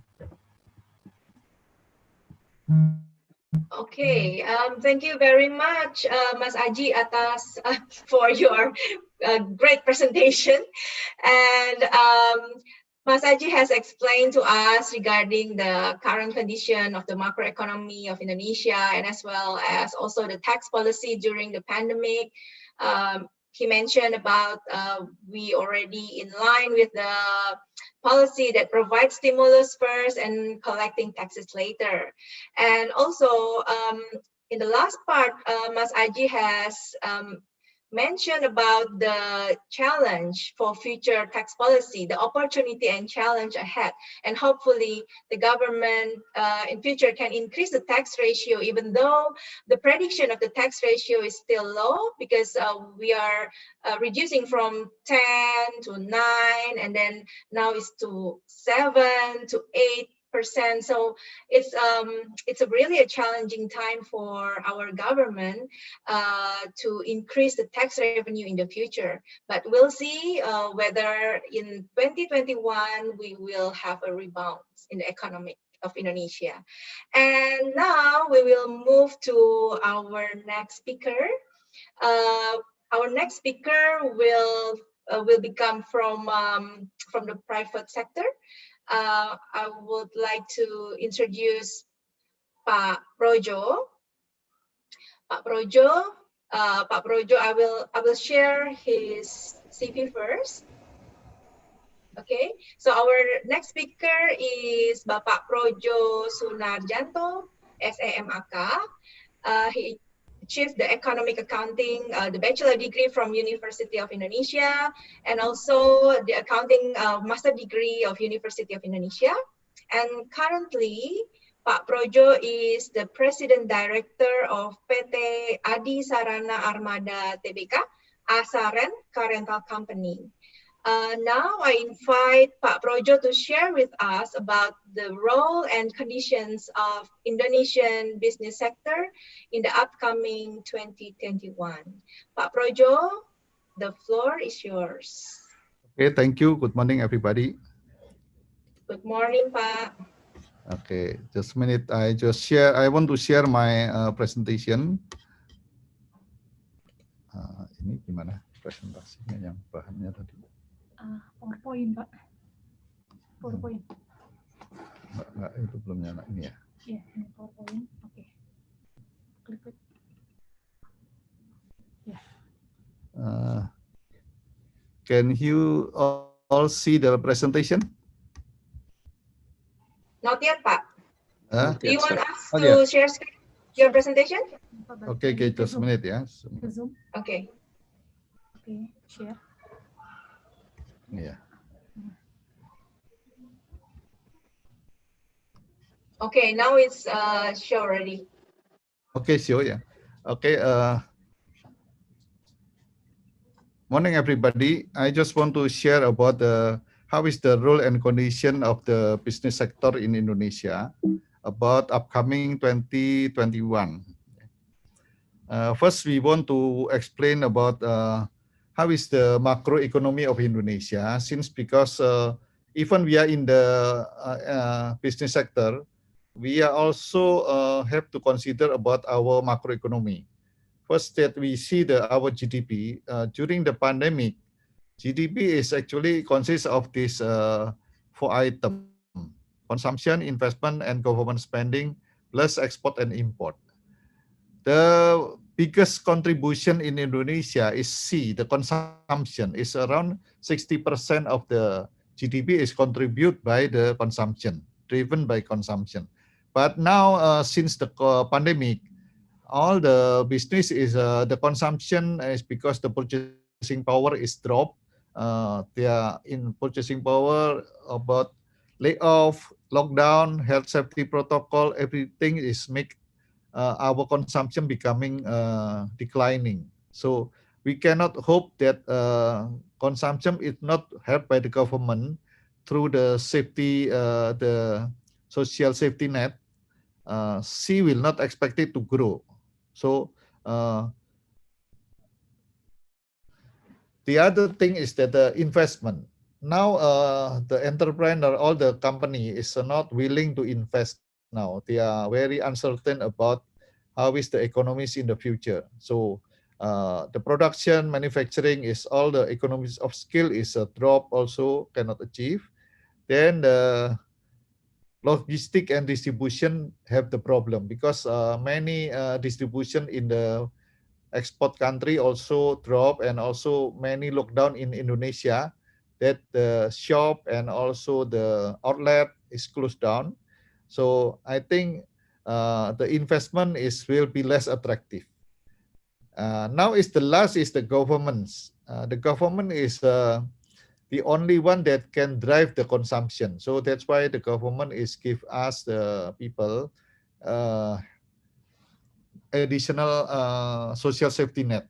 So we hope this growing is still can be achieved if the government keeps spending. And for the export and import is, I think is even we say that our forex reserve is increasing, but the export and import level is in the low degree. So meaning that our import is lower. Yeah, so that's a problem, because if you import of material and capital goods, meaning that the future of the industry will be affected. So if we see all these component of the major contributor, first is property value chain ecosystem. This is a very big ticket item in Indonesia. So I think contribution of the GDP is very high in this sector, and it is two. One is property, second is automotive. So if these two is impacted, Indonesia economy also will be suffer. The other thing is that the manufacturing value chain ecosystem, meaning that this sector is very labor intensive. So that's why government is now using the omnibus law is to help the investor to come to Indonesia doing business with the ease of doing business with the no red tape in the bureaucracy. Yeah. So we hope this will be attractive toward the investor. For retail and tourism, it is labor intensive, but now nobody is coming. Also, this is very suffering. The most suffering, I think, in Indonesia and other countries. Another sector is lifestyle and commerce. Yeah, commerce is still okay, but only in the technology-based commerce, meaning that like using e-commerce, growing is exponentially. But if you see all the mall and also the trading company, all is also suffering. And then the other thing is that the plantation. The plantation is for food and commodity. So if we see like palm oil actually is the biggest also contributor for Indonesia, one of the biggest of contributor of export Indonesia. But there is some of the environment issue, like in Europe and in other countries that they are now is banning using of the palm oil derivative, meaning that we can only use for local and some other countries, very few countries that will consume the palm oil. So that's why the government also using this for biodiesel. Yeah, that's to help the CPO plantation to grow with the market that for domestic. And other is that gas and mining sector, we see that this is very limited player and also very capital intensive. Another sector is financial industry. This is very regulated, and I think in Indonesia still conventional, so still like saving and loan. I think is less advanced. So that's why in 2008, when the crisis of Lehman, Indonesia is not so much impacted. So I think financial industry in Indonesia is still conventional. This is what we are experiencing in the doing business in Indonesia. First is the red tape of the license and tax. So even when you are set up the company, you have the problem of the bureaucracy and also license everything. Even after the operation, there is some of the difficulties in arranging all the license, export, import, or some of the other license. Then another things that sometimes the local and central government license is not parallel. Yeah. So meaning that sometimes government give the another license, the local government also gives other license. Yeah. Then if we see another is that the supply of labor in Indonesia, meaning that have a very lack of skill, yeah, and then low productivity in the manpower. And the fourth thing is that we in Indonesia, rupiah is higher cost of fund. If we see the borrowing rate in Indonesia now is around 8 to 10% compared to other countries only 2 to 3%. I think we are less competitive in the interest cost for doing business in Indonesia. And then also if you see want to rent the space office in the Jakarta and other cities is comparatively is more expensive compared to other countries, yeah, relatively. Then the difficulty of infrastructure. So if you want to build some building in the factory, sometimes you have to build the road and then also the facility, even the electricity is not provided by government. So this is very costly, I think. And then problem of ICT, internet connection, yeah, meaning as unreliable. Then the employment regulation, but this one is we will help by the government with omnibus law. So about the pandemic impact of COVID-19, I think there is all the corporate company is suffering declining sales. Around 70 to 80% all the corporation experiencing the dropping of the sales. Yeah.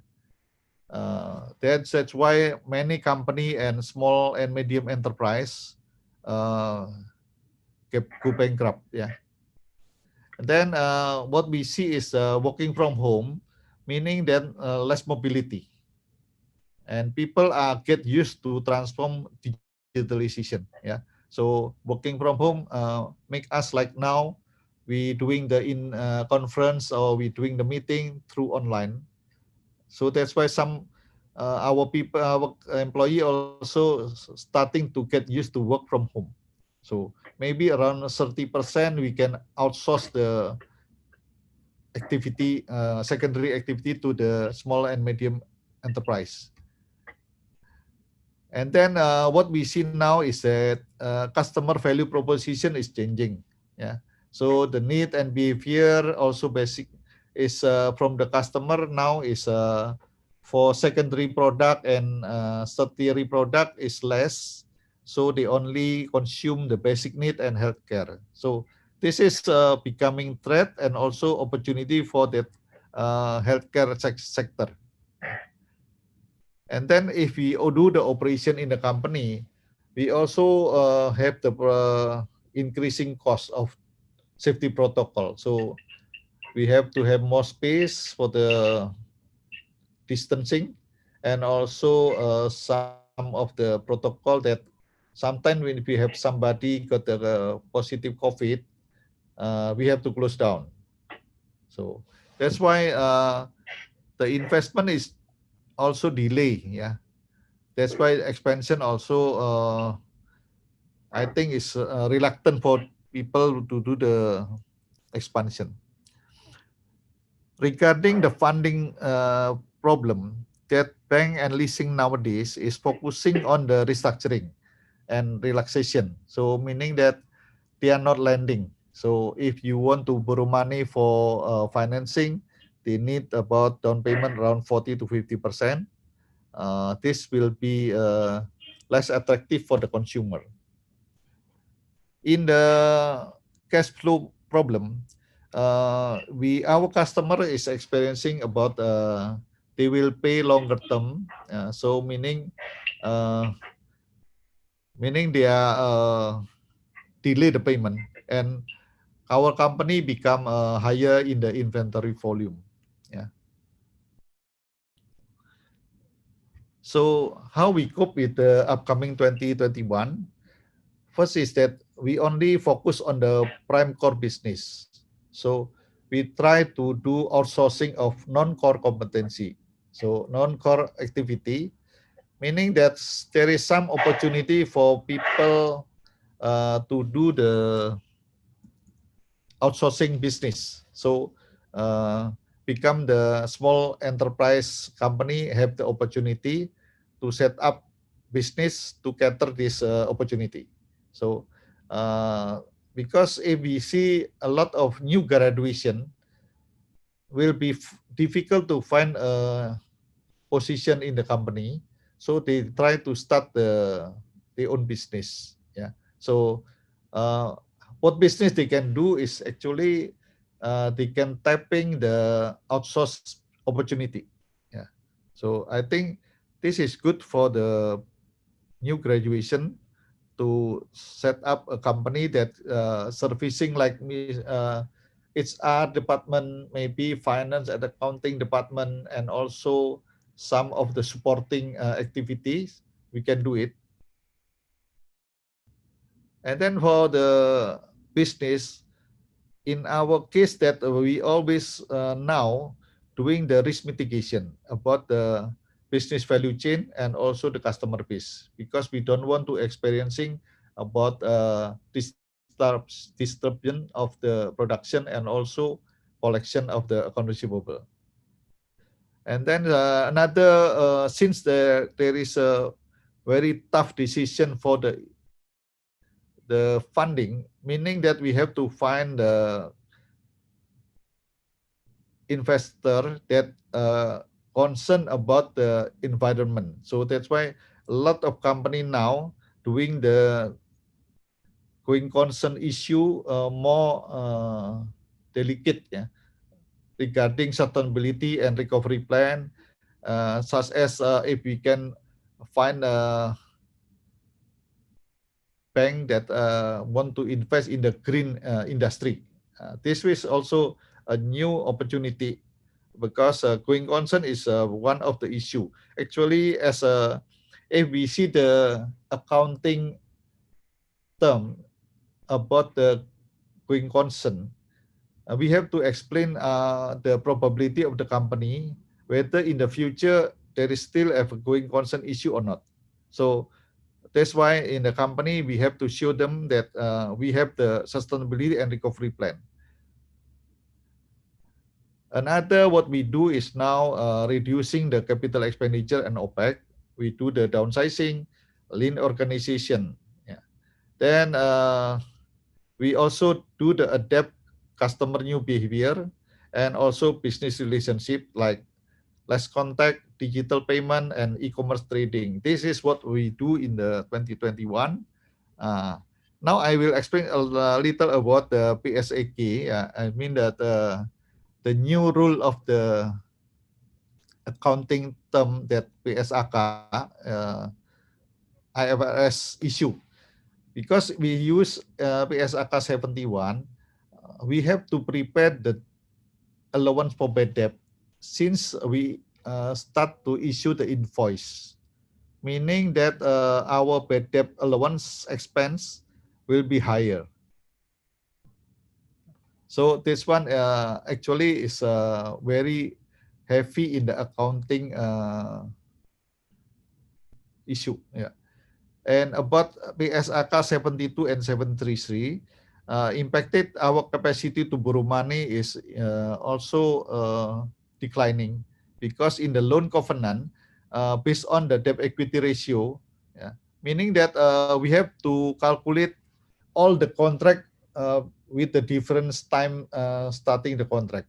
Meaning that if I have around, like in my business that we have around 7,000 contract for the one customer, meaning that we have to recalculate right to use asset for the lessee and also the liabilities with the present value, meaning that there is a lot of job to do this. And then mark to market issue, yeah. Mark to market issue is since the economy is depressed, meaning that also our asset also have depressed market value. And then who will judge this? Because nobody can judge about the value nowadays. The fair value is we cannot ask the appraisal to do it.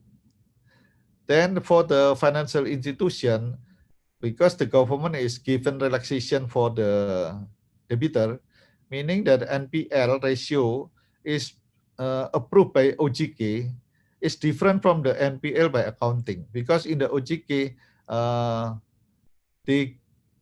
if they only delay the payment, meaning that not considered as a allowance, we don't need to do the allowance. But in the accounting by PSAK, meaning that NPL is have to calculate. So this is NPL ratio will be different between the OJK and also the accounting from the auditor side. And company who using the long-term contract actually have problem if the issue of the leasing, meaning that leasing have to, you have the long-term lease, you have the present value all into the right to use asset and also the liabilities, meaning that your debt equity ratio will be higher.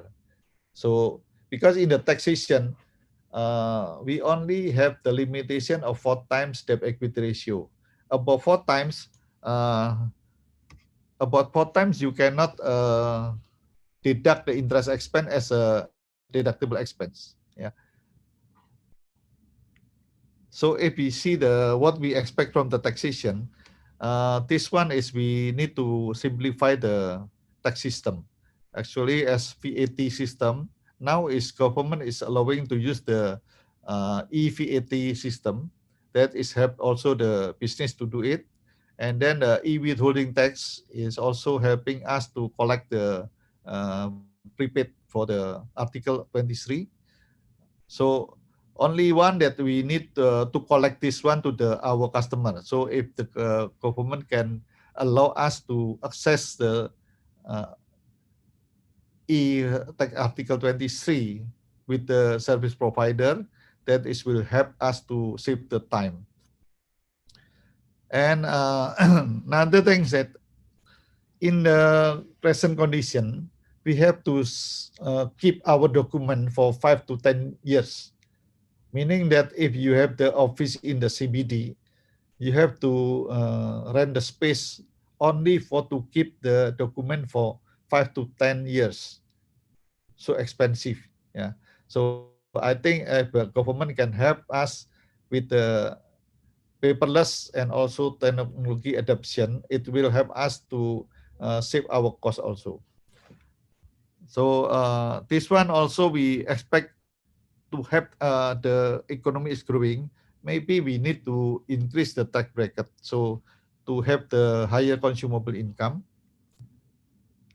And then for the this one, we hope also that the debt equity ratio will be elevated from 4 times maybe to 5 to 6 or 10 times because during pandemic, company will suffer loss, causing equity is deteriorate. So becoming 4 times make us is difficult to borrow money from the bank. And then SME with the prospect with smaller equity because they have loss. So this was also constrained by interest as a non-deductible expenses. Yeah. And then another things that we hope that government can help us to reduce the tax for an incentive for logistic, because logistic cost in Indonesia is very expensive. Now it's around 23% of the GDP. So if we can help this logistic company, and then we can also help to reduce our logistic costs. Now, another thing that we have to have another issue is the PBB or property tax. This is an unfair tax system. So even for individual and corporate, yeah, because annual tax property PBB is based on the price increase of the property. It's not reflected about our company transaction, no cash inflow, but only valuation incremental. So, but we have to pay the PBB in cash, becoming company is less competitive because when we have only valuation, as long as we not selling the property, meaning no cash flow, no cash inflow, but we have to pay the PBB or property tax with the cash, meaning that people become more poor because if they already acquire the property, actually their income is already tax, yeah. But now the property they already bought by the already taxable income, now being taxed again if you buy the property. Yeah. See, if you own the property. So just imagine if one factory they build property from the in the nowhere land, then they set up the road, they set up the building, then the employee coming and set up another housing surrounding the facility, the price of the land become increasing. So the tax, the PBB is also increase the value, meaning the company becoming more costly to do the business there. I think we need to reevaluate about the property tax. I know this is the authority of Pemda, but actually we need to help them to reduce this PBB problem. Yeah. And also, if you want to go public, also have this same idea about listing fee. So if you are a public company, the listing fee also based on the capitalization. Actually, the capitalization is the company price, share price is increasing. The capitalization is not cash for the company, but you have to pay the listing fee based on capitalization. It's not unfair because the company have no cash flow for that also. But being on those problems, we still see Indonesia still optimistic because demographic Indonesia is that we have 270 billion population and young generation, resource base, and also political is stable. And Indonesia is open economy, so I think for investor is easy to come and go. And we see also capital and financial market is very attractive in Indonesia, still cheap.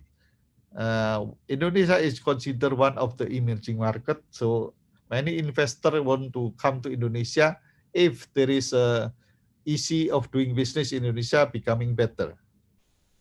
And then what we see is middle income class is also increasing, and also government doing the good program for poverty evaluation.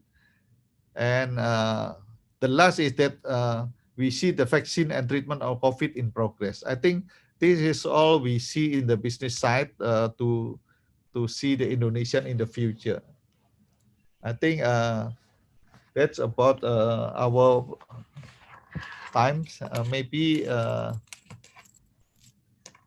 I will give to Ibu Christine or the moderator to continue. Yeah, okay. Thank you very much, Pak Projo, for your interesting presentation. We have heard from Pak Projo the presentation from the business sector, from the private sector. There are a couple of issues that has been covered by Pak Projo, including the cost of doing business in Indonesia. I noted that I think the most influential is the bureaucracy regarding the license and also the higher cost of fund. So it becomes less competitive compared to other countries, and also difficulty in infrastructure regarding the physical and also the ICT. Pak Projo also shared with us regarding the impact of pandemic COVID-19 to the business. As we know that there is a major declining demand and sales, and also the cash flow problems. I think that's the most problem faced by the industry right now, and how to cope with the upcoming in 2021. Pak Projo has mentioned about the opportunity that we focus on the primary core business and we outsource for non-core activities. So it creates the opportunity for those who wants to set up the new SME business, for example, regarding the outsourcing company. And also it influenced for our new graduate, no vacancy for new graduate, and also layoff for the employee. And I would like to emphasize on the business expectation for taxation, because currently we are talking about the tax seminar. Pak Projo mentioned about we expect there is the simplify the tax system, and then the paperless and technology adoption, and also we should increase the income tax bracket. And one thing that Pak Projo mentioned is about the debt, because the debt to equity ratio currently who is eligible is 4 times. Because of this pandemic situation, Pak Projo mentioned that it might be considered to increase the debt to equity ratio in Indonesia. And also we are positive country, so there's still optimism for Indonesia future, because we have the great demographic factor, and also we have a lot of resources, and we are expecting that the vaccine and treatment for COVID is in progress. So I think that's the main points from Pak Projo's presentation. And now, last but not least, we are moving to our last speaker. But before, I would like to read his CV first. Okay, I would like to invite Professor Rick River from University of Western Australia. Currently, he is a professor of University of Western Australia and also International Research Fellow of Oxford University Center for Business Taxation, and also International Fellow for Chinese University of Political Science and Law. His academic background is from Osgoode Hall Law School, York University, Toronto, and also graduated from Harvard Law School, Cambridge. So I would like to invite Professor Rick River. Rick, the time is yours.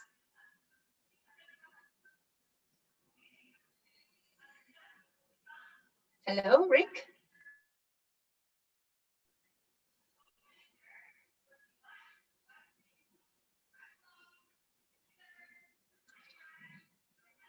Rick, can you please unmute? You're still mute.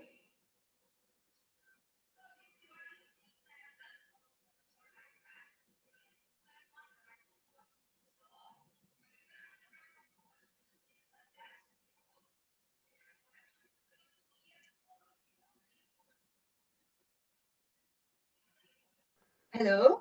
Hello. Sorry, I'm not sure what happened there. You're still mute. Okay, now it's okay. Well, okay. It's okay now, except Yes. we're still not sharing my slides, I think. Yes, already. I saw already your slide, but it hasn't been slideshow yet. No, it's odd. Well, let me share it this way manually. Does that work?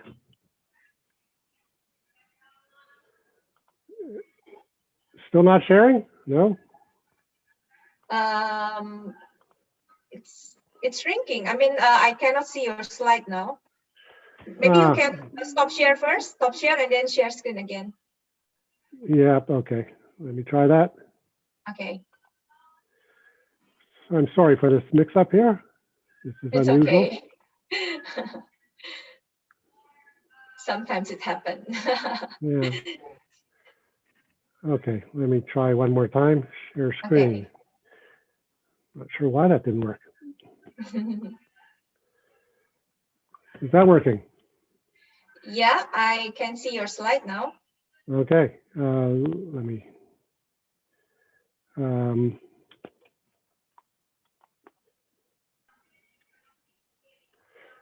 Do you want me to? Do you want us to help you to share screen?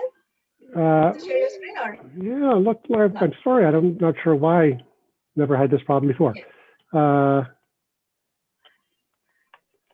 Well, maybe we'll just go with this. Anyways, it works, right? Yeah. Yeah. Can you please slideshow, maybe? Yeah. Unfortunately, I got off. Okay, there we go. Okay, finally. I think it's working now. Is it working? Yes. You've got it, right? Yeah. Okay, well, thanks very much. And my apologies for that long series of mistakes there. Well, I'm speaking, as you can see, on tax policy options in response to the crisis. And I'm going to talk about a couple points based on comparative analysis of what countries around the world have experienced and what they've done, and a little analysis of the criticism and support the countries have received for different responses to the pandemic. And because I'm talking in a conceptual way, in a sense, talking about what countries have done, it's not Indonesian specific, but at some points I will talk about how this actually impacts in Indonesia and what options it might mean for Indonesia. So let me just start by explaining the three competing, in a sense, issues that countries have to deal with as a result of the pandemic. The first is governments are running out of money. There's a tremendous need for social services and for public support, social welfare, keeping people's livelihood, and equally providing businesses with support to let them survive through the pandemic and be in place for when the economy starts recovering. There's the consumers, many of whom have lost their jobs, and many others have not lost their jobs but had dramatic reductions in salaries, and they still have the same expenses they had before the pandemic, but a lot less income to spend on that. So that's causing serious problems for a lot of people, and the governments are trying to supplement the consumers' ability to survive by supplementing their incomes. They need cash for that, obviously, and they have to undertake policies that'll increase the cash flow for individuals. And businesses, we've already heard from a couple people so far today that businesses are suffering real cash flow problems. Their businesses are in downturns. They don't have the customers. They don't have the cash coming in, but they still have the same expenses. They still have their rental. They still have all the contracts they've entered into. So businesses need cash. Government needs money. Consumers need money. But in a sense, they all work against each other. They're all difficult to reconcile, because if the government raises its taxes, it'll reduce the cash that's available for the other two. If it leaves them with more money, it has to borrow, which raises everybody's interest cost. And then as a result, everybody's a little short of money on all their borrowed funds. So it's difficult to reconcile these three. So I'm going to talk today about how governments have tried to balance them in terms of the three tax bases that are used in all modern economies, the value-added tax, personal income tax, and company income tax. As I do so, though, each time I talk about a tax, the VAT, the personal income tax, and the company income tax, each time I'm going to be going back to these three competing objectives, because we're going to have to look at, will this increase or decrease the government's revenue, and then what's the effect on consumers and business and so forth, so that we make a balance. And people have argued for different policies on the basis of, in this circumstance, this objective should take priority. So I'm going to evaluate these three needs in terms of these three taxes. Let me start with the top one there, the value-added tax. There's been responses to the value-added tax in many countries in the world. Not universally, but certainly some countries have.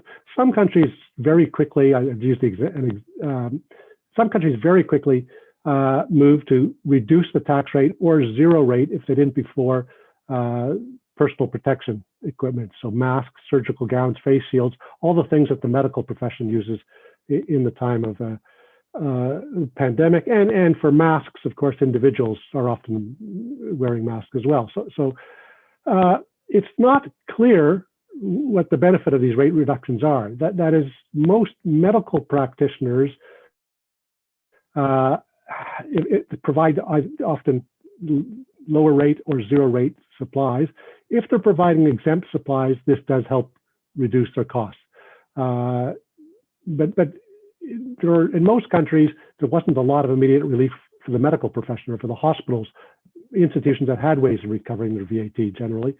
But obviously, it does reduce the cost for individuals. And so it might be seen as a government expenditure, a tax expenditure, but a government subsidy to help encourage the use of masks. And that might be a sensible policy to help people pay for their masks.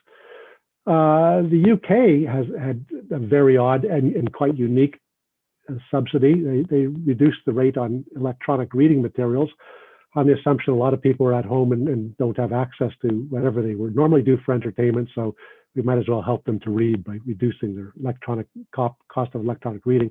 It also maybe was an overdue move because they had already reduced the cost of print reading, hard copy reading materials. The problem we have generally when we reduce rates on anything, which may not be as big a problem with these selective reductions that have happened, but with the VAT generally, VAT is a very regressive tax in two ways. It's regressive for consumers. Poor people spend a lot more of their income on VAT than rich people. Rich people save with most of their income. Poor people spend all of their income, so they're paying VAT on everything. Rich people are spending VAT on a small percentage of their income. But more importantly, it's very regressive in terms of business. The VAT compliance costs fall far more as a percentage of turnover on small business than large business. And one of the main costs of compliance for small business turns out to be classifying supplies when you have different rates or different treatments. Now, Indonesia doesn't have different rates. It's got a modern VAT as opposed to the European traditional VAT with multiple rates, but it does have some exemptions and zero rating and some other borderlines. And every time you have a borderline, you have really high compliance costs because people have a lot of goods that you're not quite sure which side of the border it fits on, or they have mixed goods, which have different elements from different parts, different things.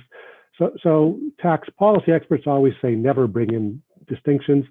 Indonesia's held the line pretty well up to this point, and hopefully will be strong enough to keep on doing so and resist lobbying for different concessions in the VAT. The VAT, we have discovered in the pandemic that some of the problems with VATs that were troublesome before, little problematic, but not overwhelming, can become overwhelming in the time of a pandemic.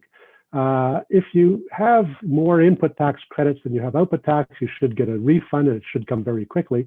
But if it's not coming quickly, that means you're out of pocket for a period.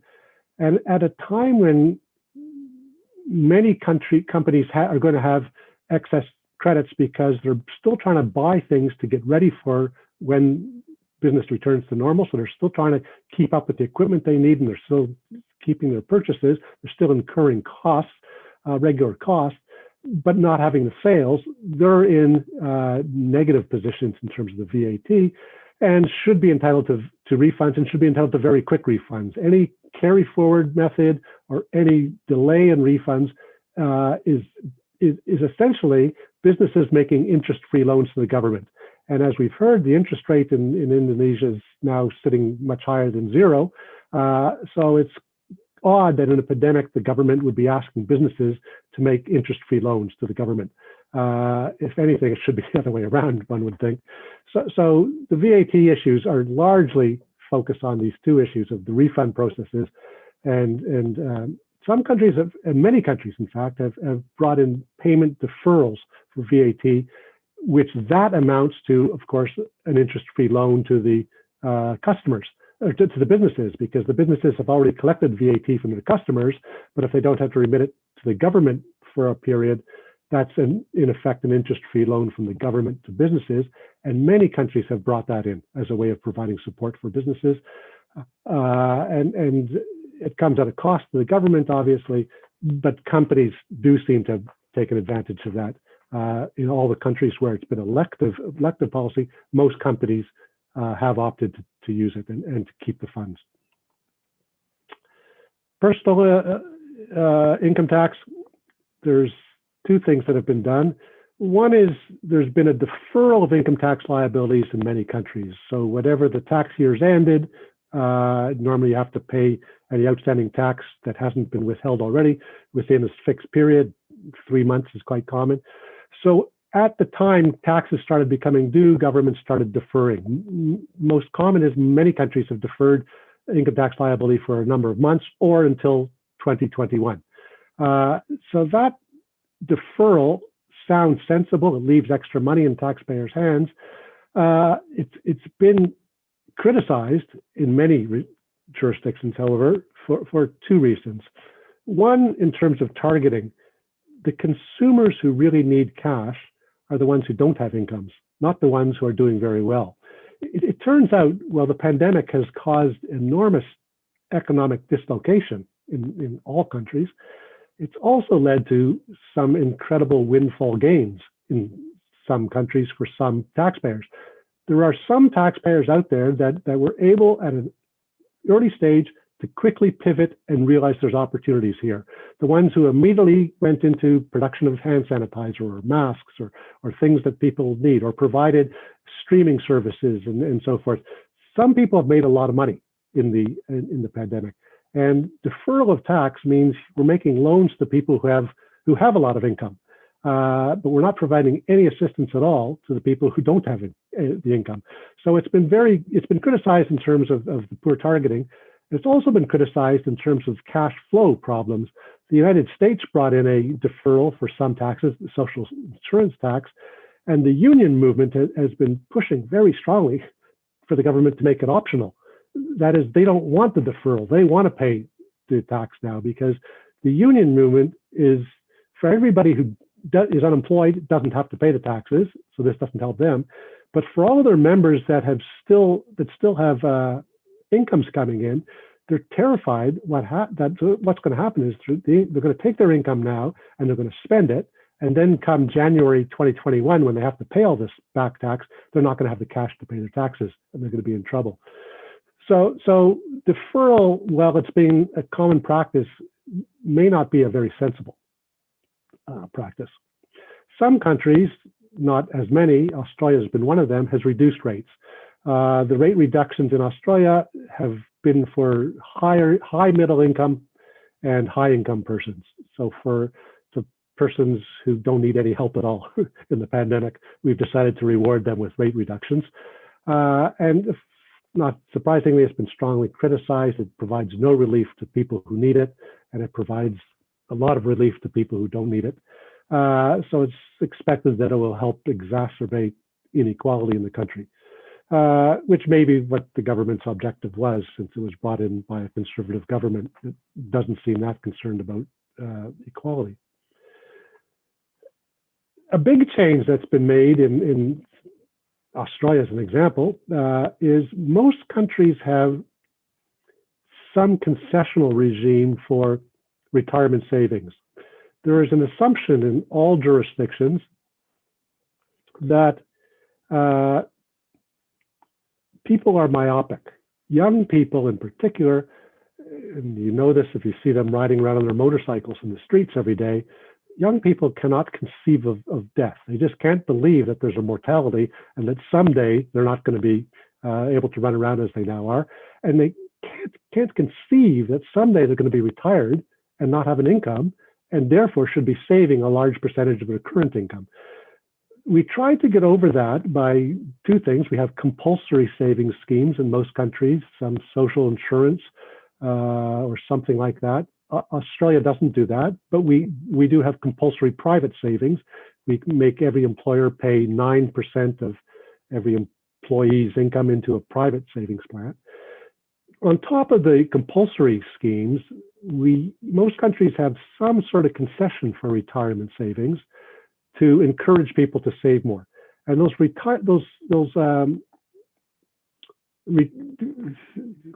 concessional rules are either exempt taxation rules in many countries. If you put money into retirement savings, you don't pay tax. You don't pay tax on the interest that's making in the fund, and then you just take it out, pay tax when you come out. And that gives you a lot more money because the government hasn't collected tax on the way. So you're making the compounding effect leaves you with more money to retire. So in return for that concession, they'll hope you'll put more savings into that vehicle. And other countries, Australia as an example, had tax when you put money in retirement savings, tax your interest every year, and then you take it out just like you take money from your bank account. You've already paid tax on it, but on the way we tax it at a very low rate. So there's a concession. There's a trade-off for this concession, however. In all countries that have concessions, the rule is we'll give you the concession, but your money's locked away until you retire. You should not be able to take it out until you retire. If you take it out before, there's going to be really high penalties. Some countries, Australia as an example, have said people need money now. They can't. We're making them save it for the retirement, but the fact is people do need some money now. And we should provide assistance. So we're going to let you take money from your retirement savings plan out now. You'll have to pay tax on it, but just regular rate of tax or a concessional rate of tax will be very low, as if you were retired in effect. And that certainly probably has helped some people who needed the cash and didn't have enough from other sources of unemployment payments or government welfare or other things. There's been a concern in places that have done this that what the governments have done is, instead of paying some money now through other vehicles, higher unemployment benefits or something else, what they've done is by making people use their own retirement savings, they're going to be facing a lot of people with inadequate savings when they reach retirement age. And so the government's just deferred till then expenditures, and the expenditures might be a lot greater then. Company income tax. Company income tax, in many jurisdictions, the government's agreed to reduce company income tax rates. Well, to reduce the rates. This has been criticized for poor targeting. Again, we've got companies that aren't making much profits or no profits right now, but are struggling to survive so they can be in a position to rehire and to restart operations when the pandemic ends. Some companies are making huge windfall gains and they're getting a tax break from company income tax reductions. So while some countries have done it, not many have, because it's so obvious that it's not going to be well targeted. It's rather rare that that has happened. What has happened in a lot of countries is the government has brought in faster depreciation or quick asset write-offs, especially for smaller business. Say you buy something, you get an immediate write-off. This too has been criticized for poor targeting because the benefit of a write-off or accelerated depreciation only helps businesses with profits. You've got to be able to deduct this amount from something positive, from your profits. If you don't have profits, there's no assistance. If you've got profits, you probably don't need this assistance. So this has been criticized. On the other hand, it is the case that even the profitable companies, you want to encourage businesses to do even more investment than the other might make, so that we don't find the economy picks up again and businesses haven't made the investments that they should have been making that they would have normally made, except for the downturn, because their sales were not as great, so they didn't bother buying that new machine, they didn't bother buying the new equipment they needed. So we want to encourage that too. And an argument's always made that if you have accelerated depreciation or instant asset write-offs, people might buy things to take advantage of the concession, but they might only be buying something that they would have bought anyways, and all we're doing is changing the timing maybe a little bit of this. There's no benefit for that. But maybe we do want to change the timing. Maybe we want people to still be buying machines now and to still be building factories now, so that there's some current employment in the building industry, for example, and in the industry that's providing making these machines. Okay, just a few more issues that I might mention. Some as a result of the economic dislocations, many countries have had very significant changes in the value of their currency compared to other currencies. Taxpayers have had very significant gains and losses as a result. This isn't an issue in most countries, but in some countries, the recognition of capital gains and losses has been tied to what you use the money for.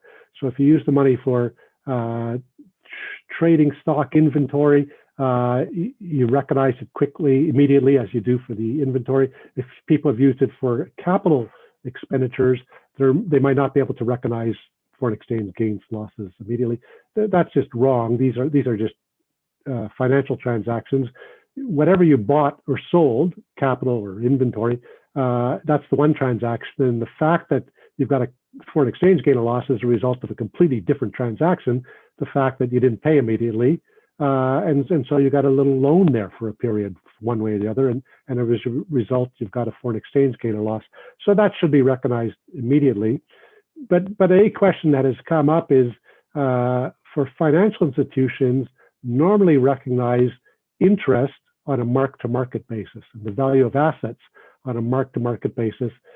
And the question is, should they also be recognizing foreign exchange gains and losses on a mark-to-market basis? If they have an obligation in a foreign currency, or they've or somebody owes them money in a foreign currency, should they be recognizing that at the end of their financial year on a mark-to-market basis?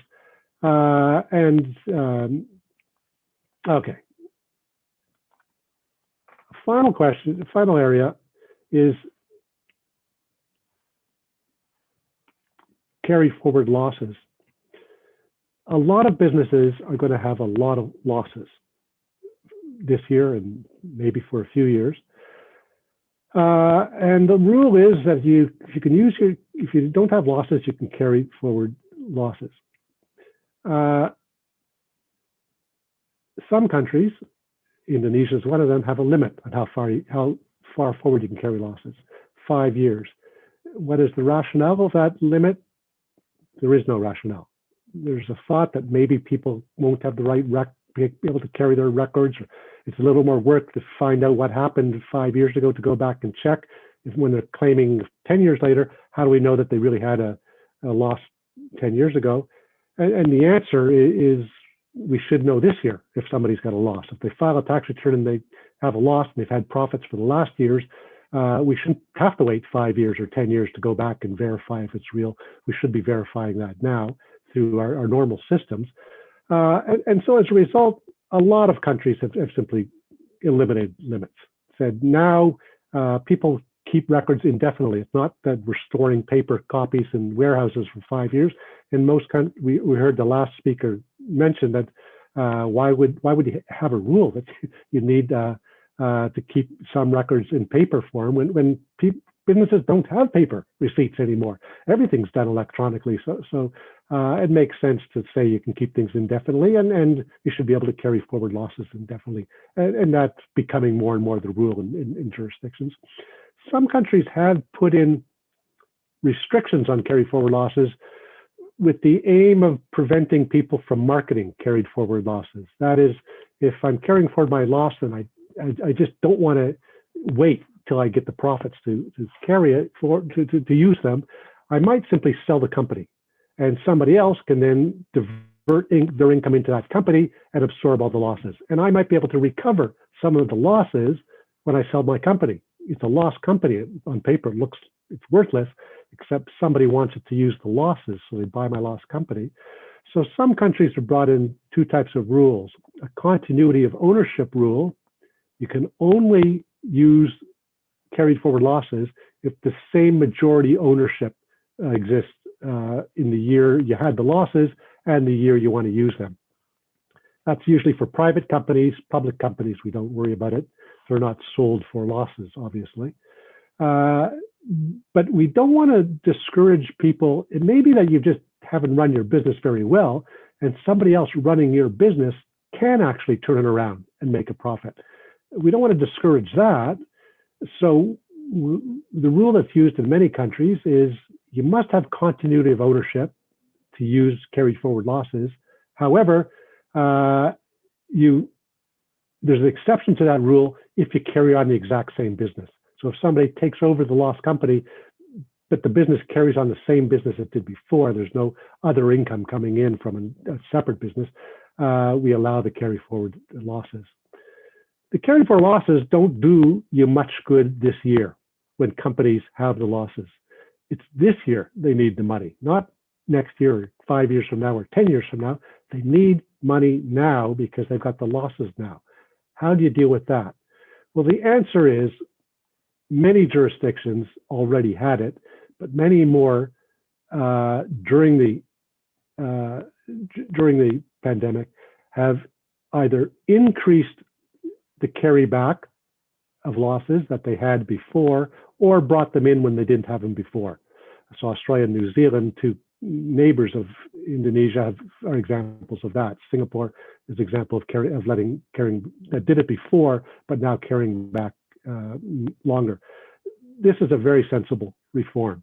If you audit, and if you're convinced these people really do have a loss this year, there is a pandemic, and they've had gains, rather than make them carry forward, we allow them to carry it back, and we just provide them an immediate refund if last year they were in positive. So that gives them the cash they need upfront. Okay, and that's it for me. Thank you. Okay, thank you very much, Rick, for your insightful presentation. So Rick already shared with us regarding tax policy options in response to a crisis. He explained from several objectives: the government's revenue needs, the consumers' income needs, and the business cash flows needs.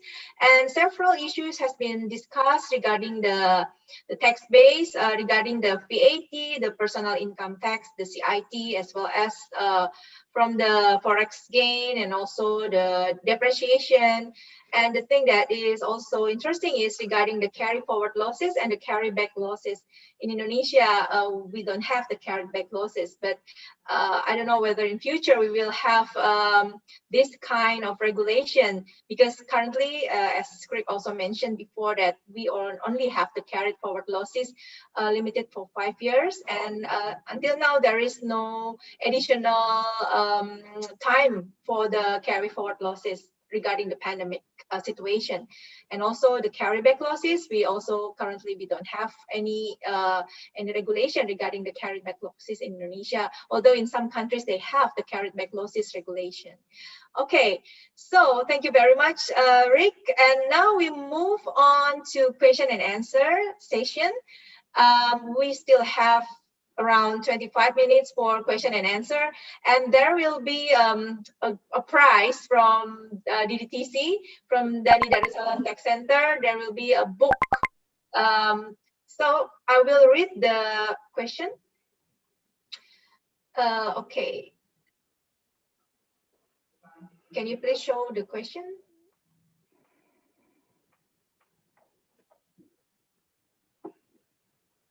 Okay, so the first one is from Muhammad Iqbal Iskandar.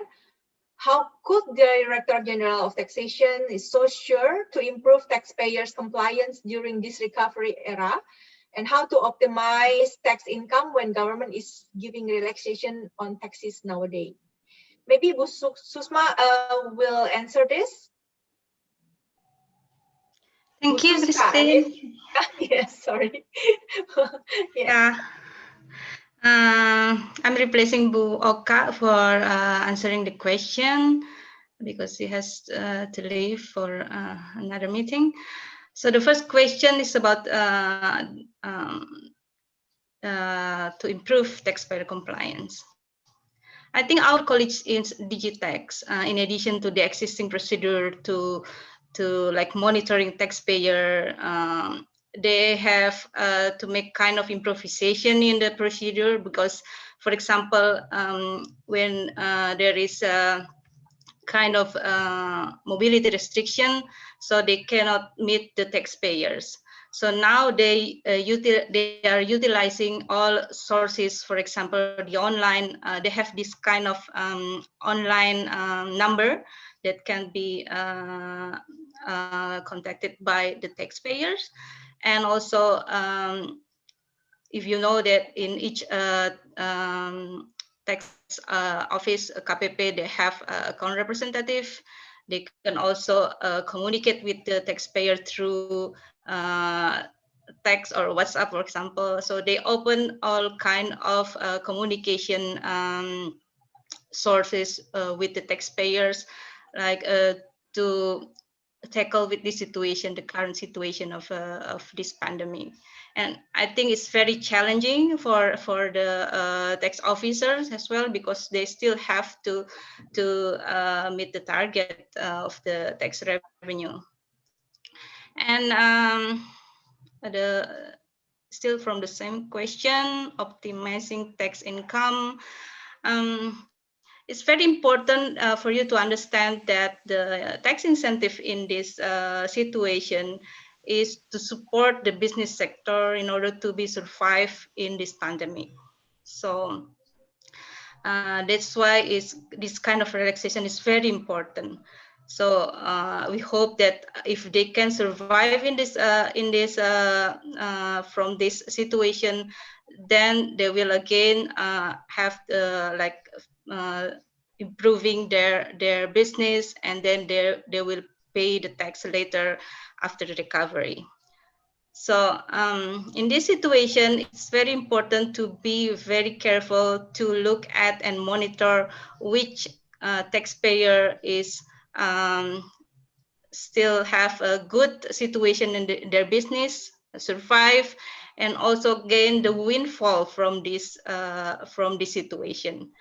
Although maybe there are some sectors are affected in this situation, there are also some sectors are gaining from this kind of situation. I think you already understand that we have more activities in online. We have more activities like shopping through online shopping or e-commerce. and also other sectors that I think the tax officer should look at the potential tax revenue from these taxpayers.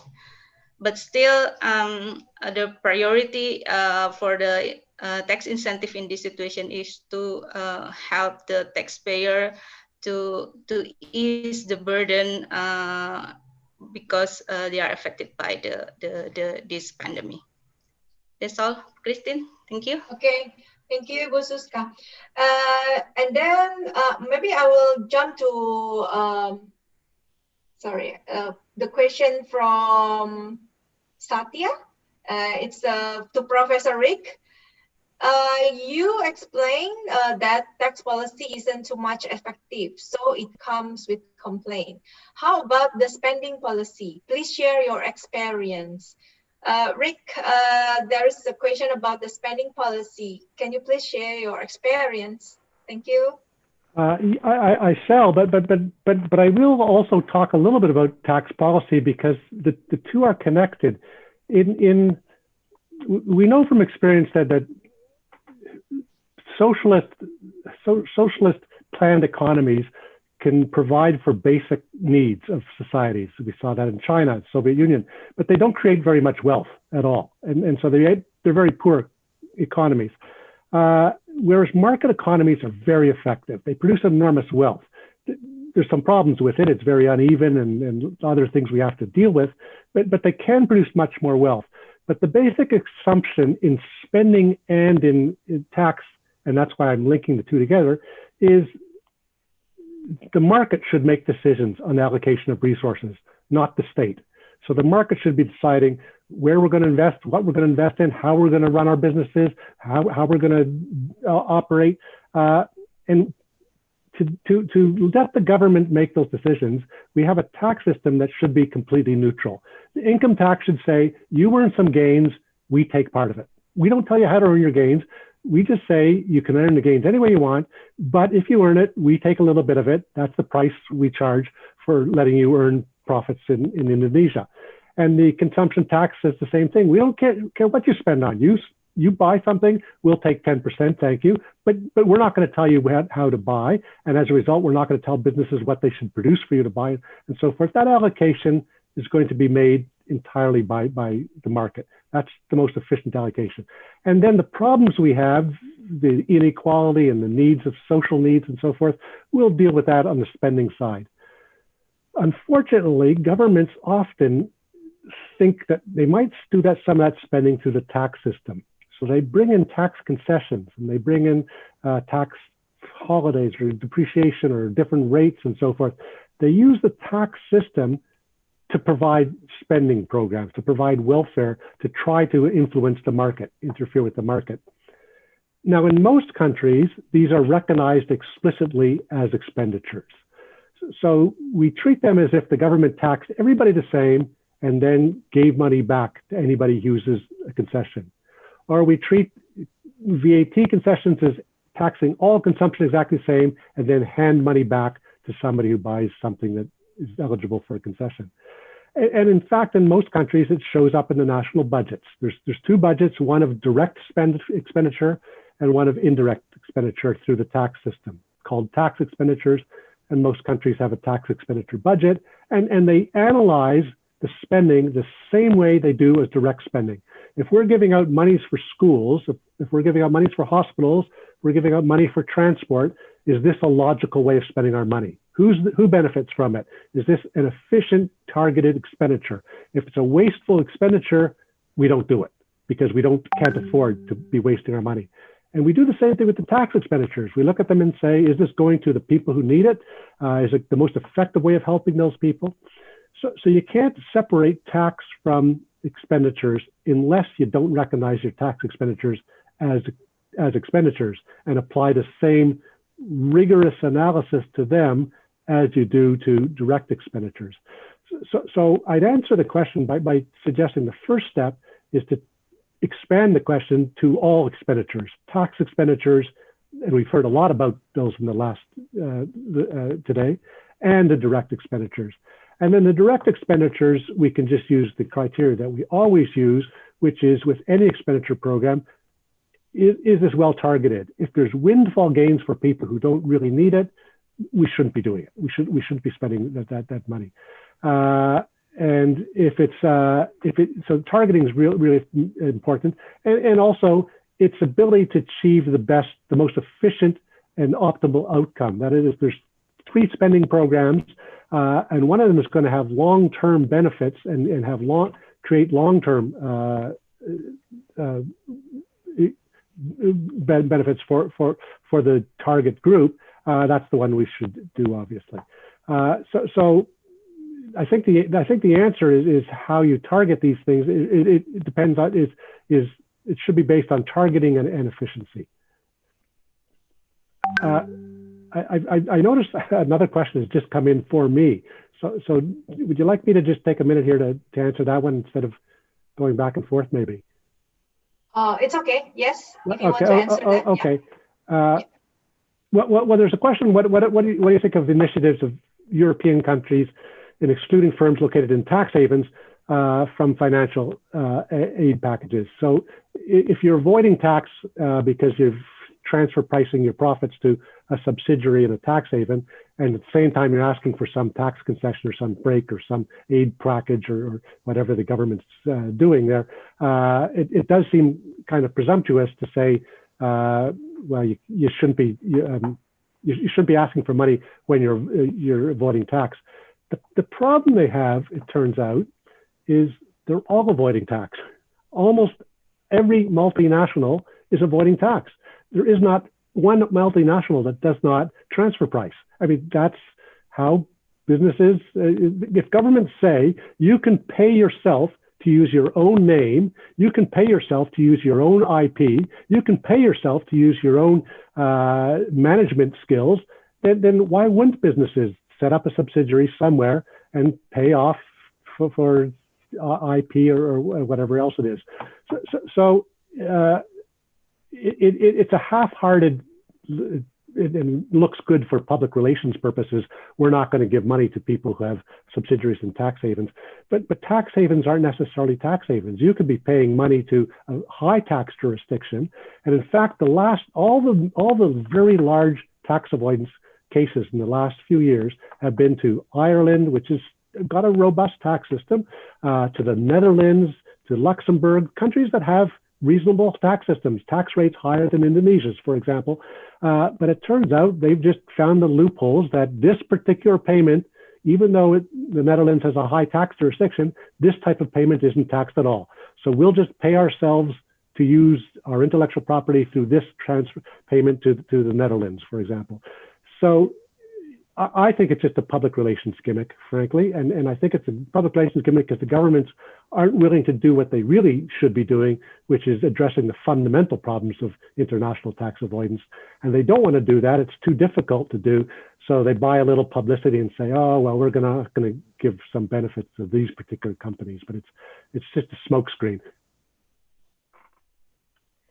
Okay, thank you, Rick. Mas Subagio, have you satisfied with the answer? Hopefully, yeah. And I will move to another question. This is the first question, actually. It's from 10 o'clock, from Pak Sabam Hutanjulu. Pak Sabam is a transformation and restructuring advisor. The question is to BKF and to Pak Bawono. How does DGT or tax authority to handle one tax ID that is consolidated with, for example, our ID, our resident ID, KTP, driving license, PBB, S1 card.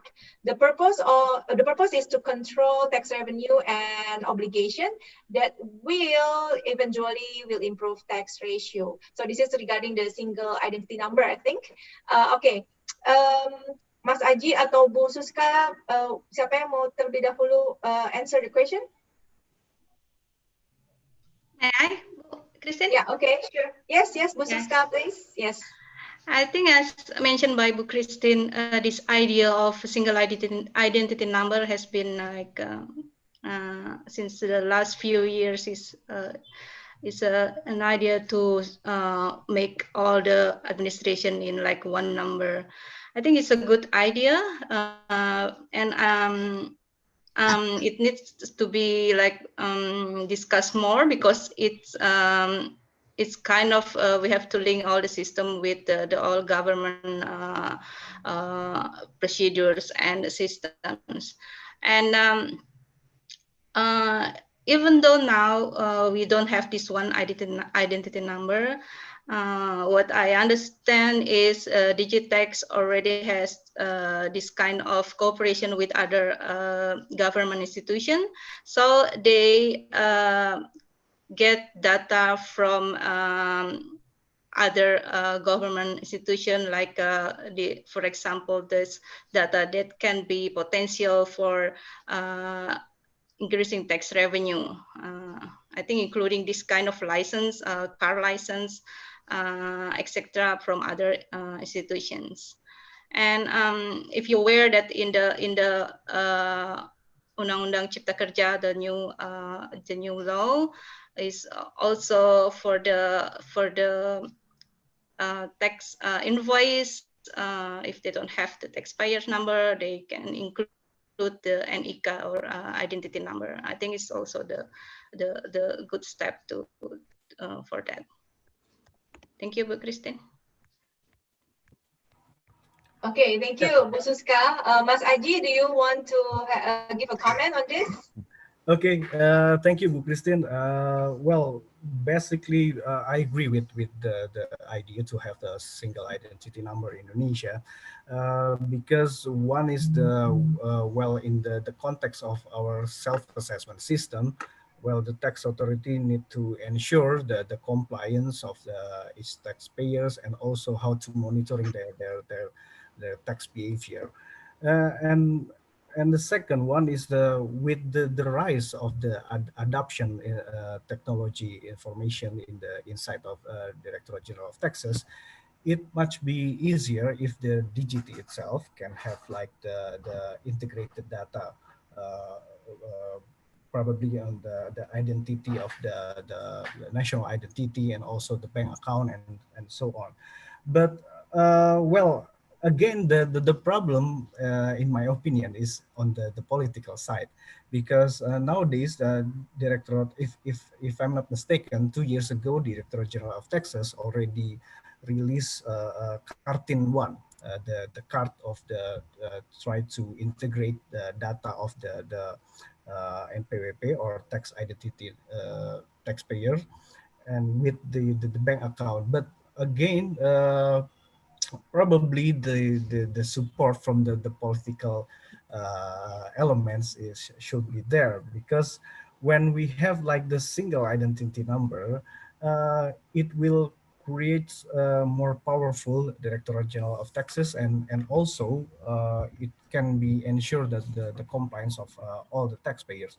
So I agree with the idea, but again, the problem is on the political side.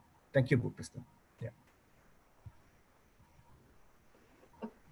Okay, thank you, Mas Aji, for the comment. So there's another factor, yeah, Mas Aji, that will influence the effectivity of single identity number. And I want to ask Pak Projo. Pak Projo, there is a question here.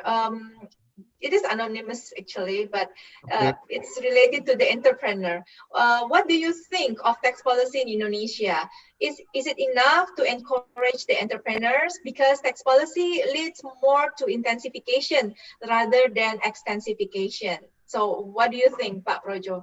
Okay, I think for the tax, actually tax should have the starting from the small and medium enterprise first.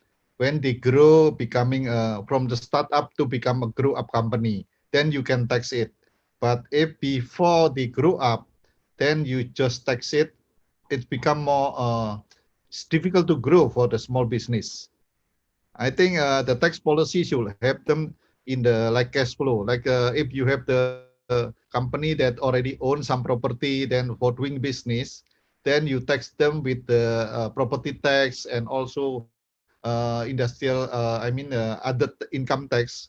Maybe the bracket should be more higher. So if the pandemic is there, maybe some of the tax requirement relaxation, such as debt equity ratio should be 4 times maximum.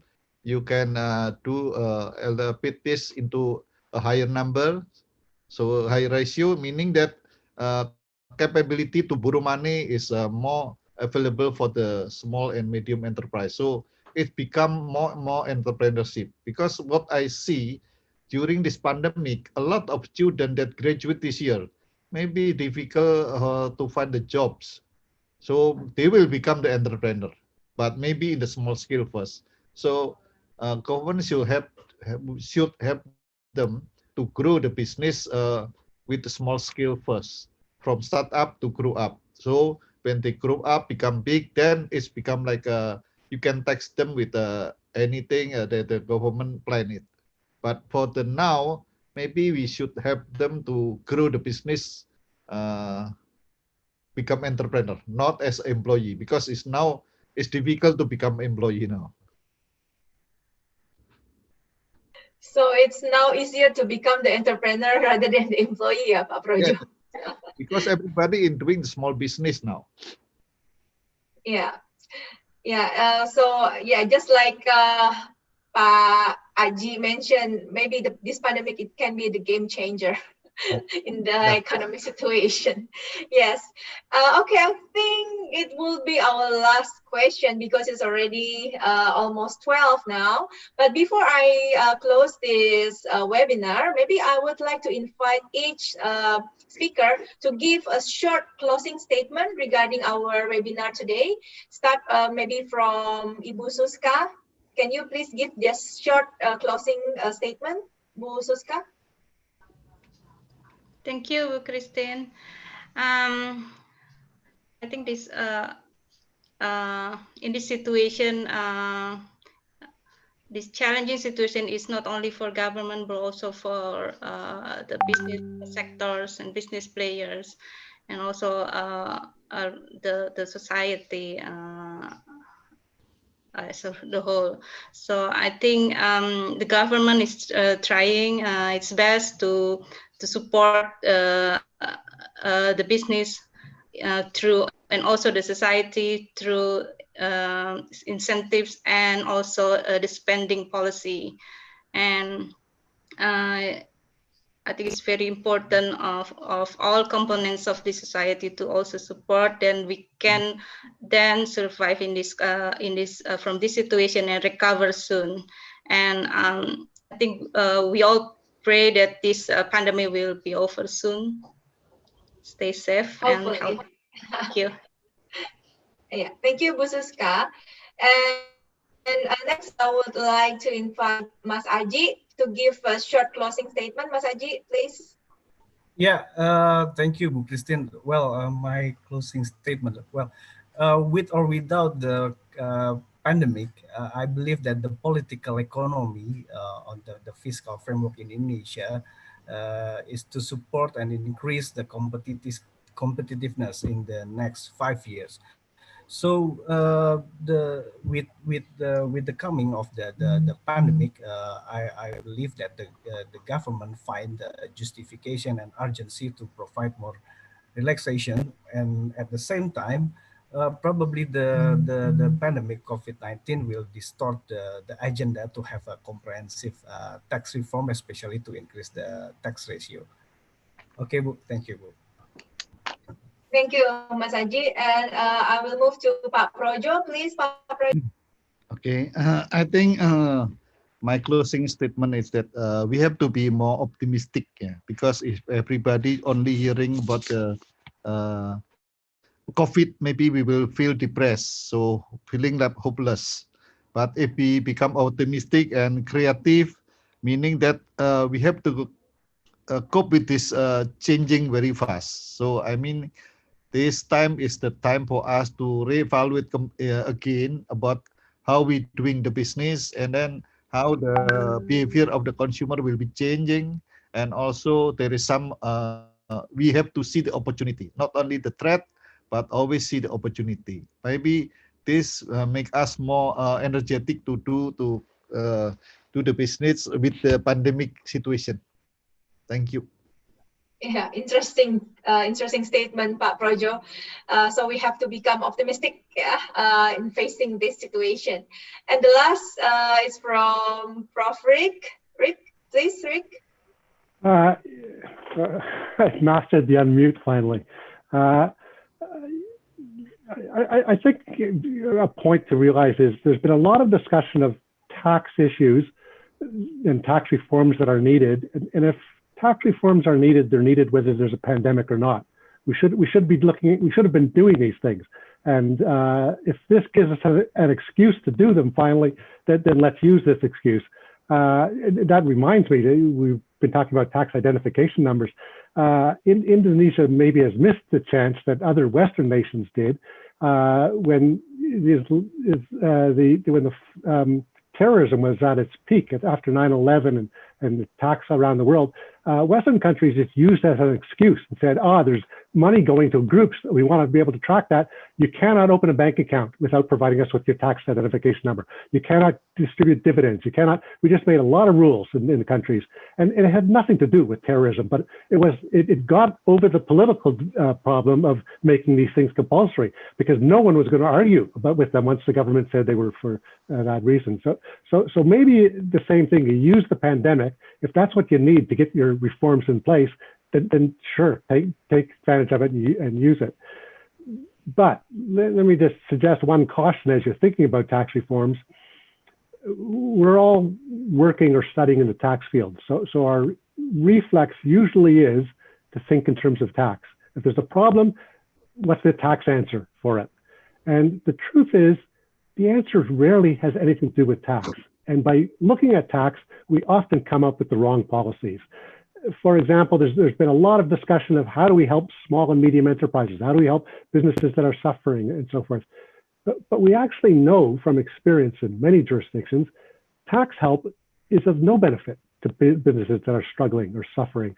If you want to help small businesses in bad times, you set up a government agency and a large fund equal to the amount of tax revenue you would lose if you did a tax change.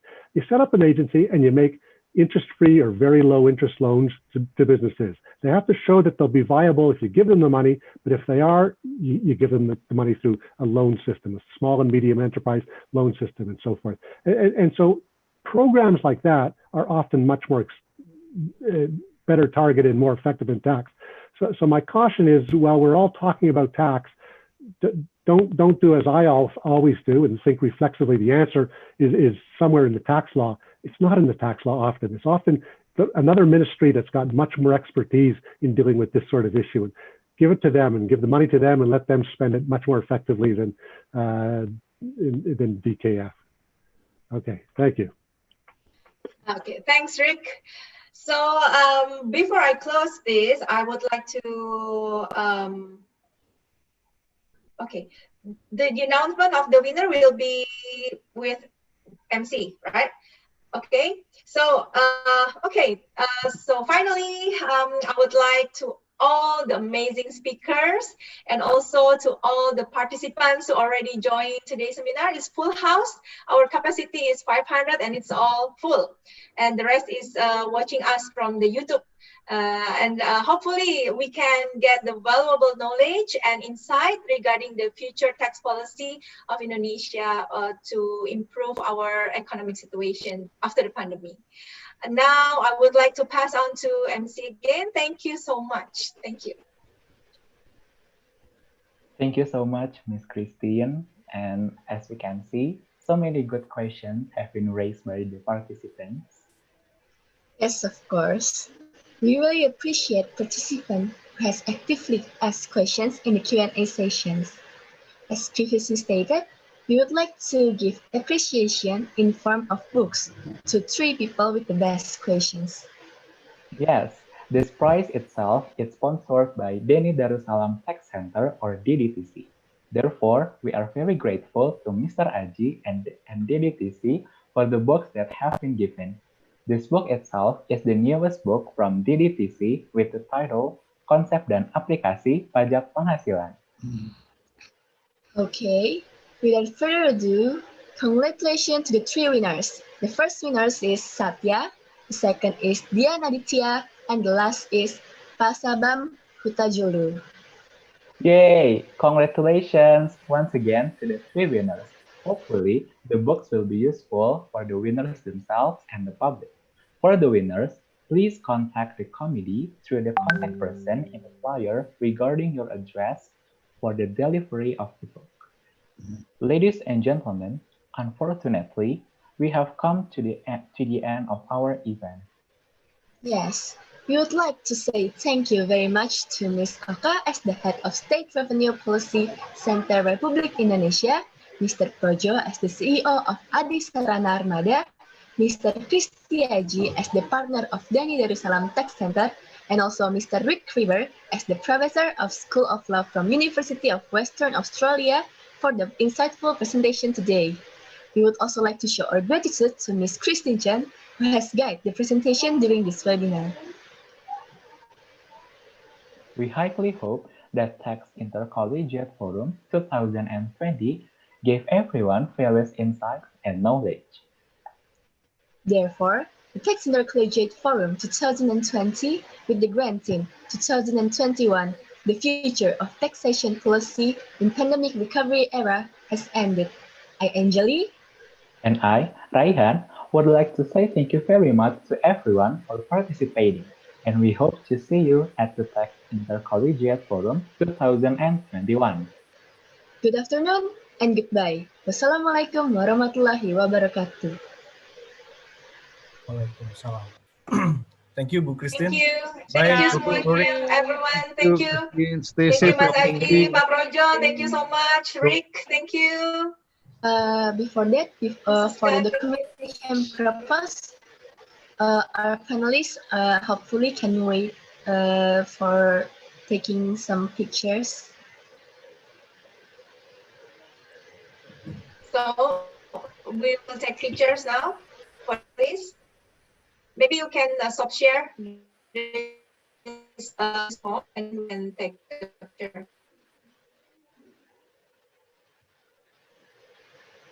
Because maybe Rick has something to do. Yeah. Okay. Christine. Yeah. Hi, Ratu.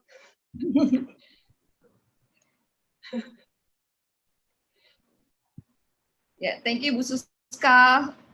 Halo Bu. Halo Bu Riatu. Thank you, Bu Suska. Ya, Thank you to all the speakers. Thank you so much. Yeah. So, yeah, Anjali already taken the picture or not? Thank you.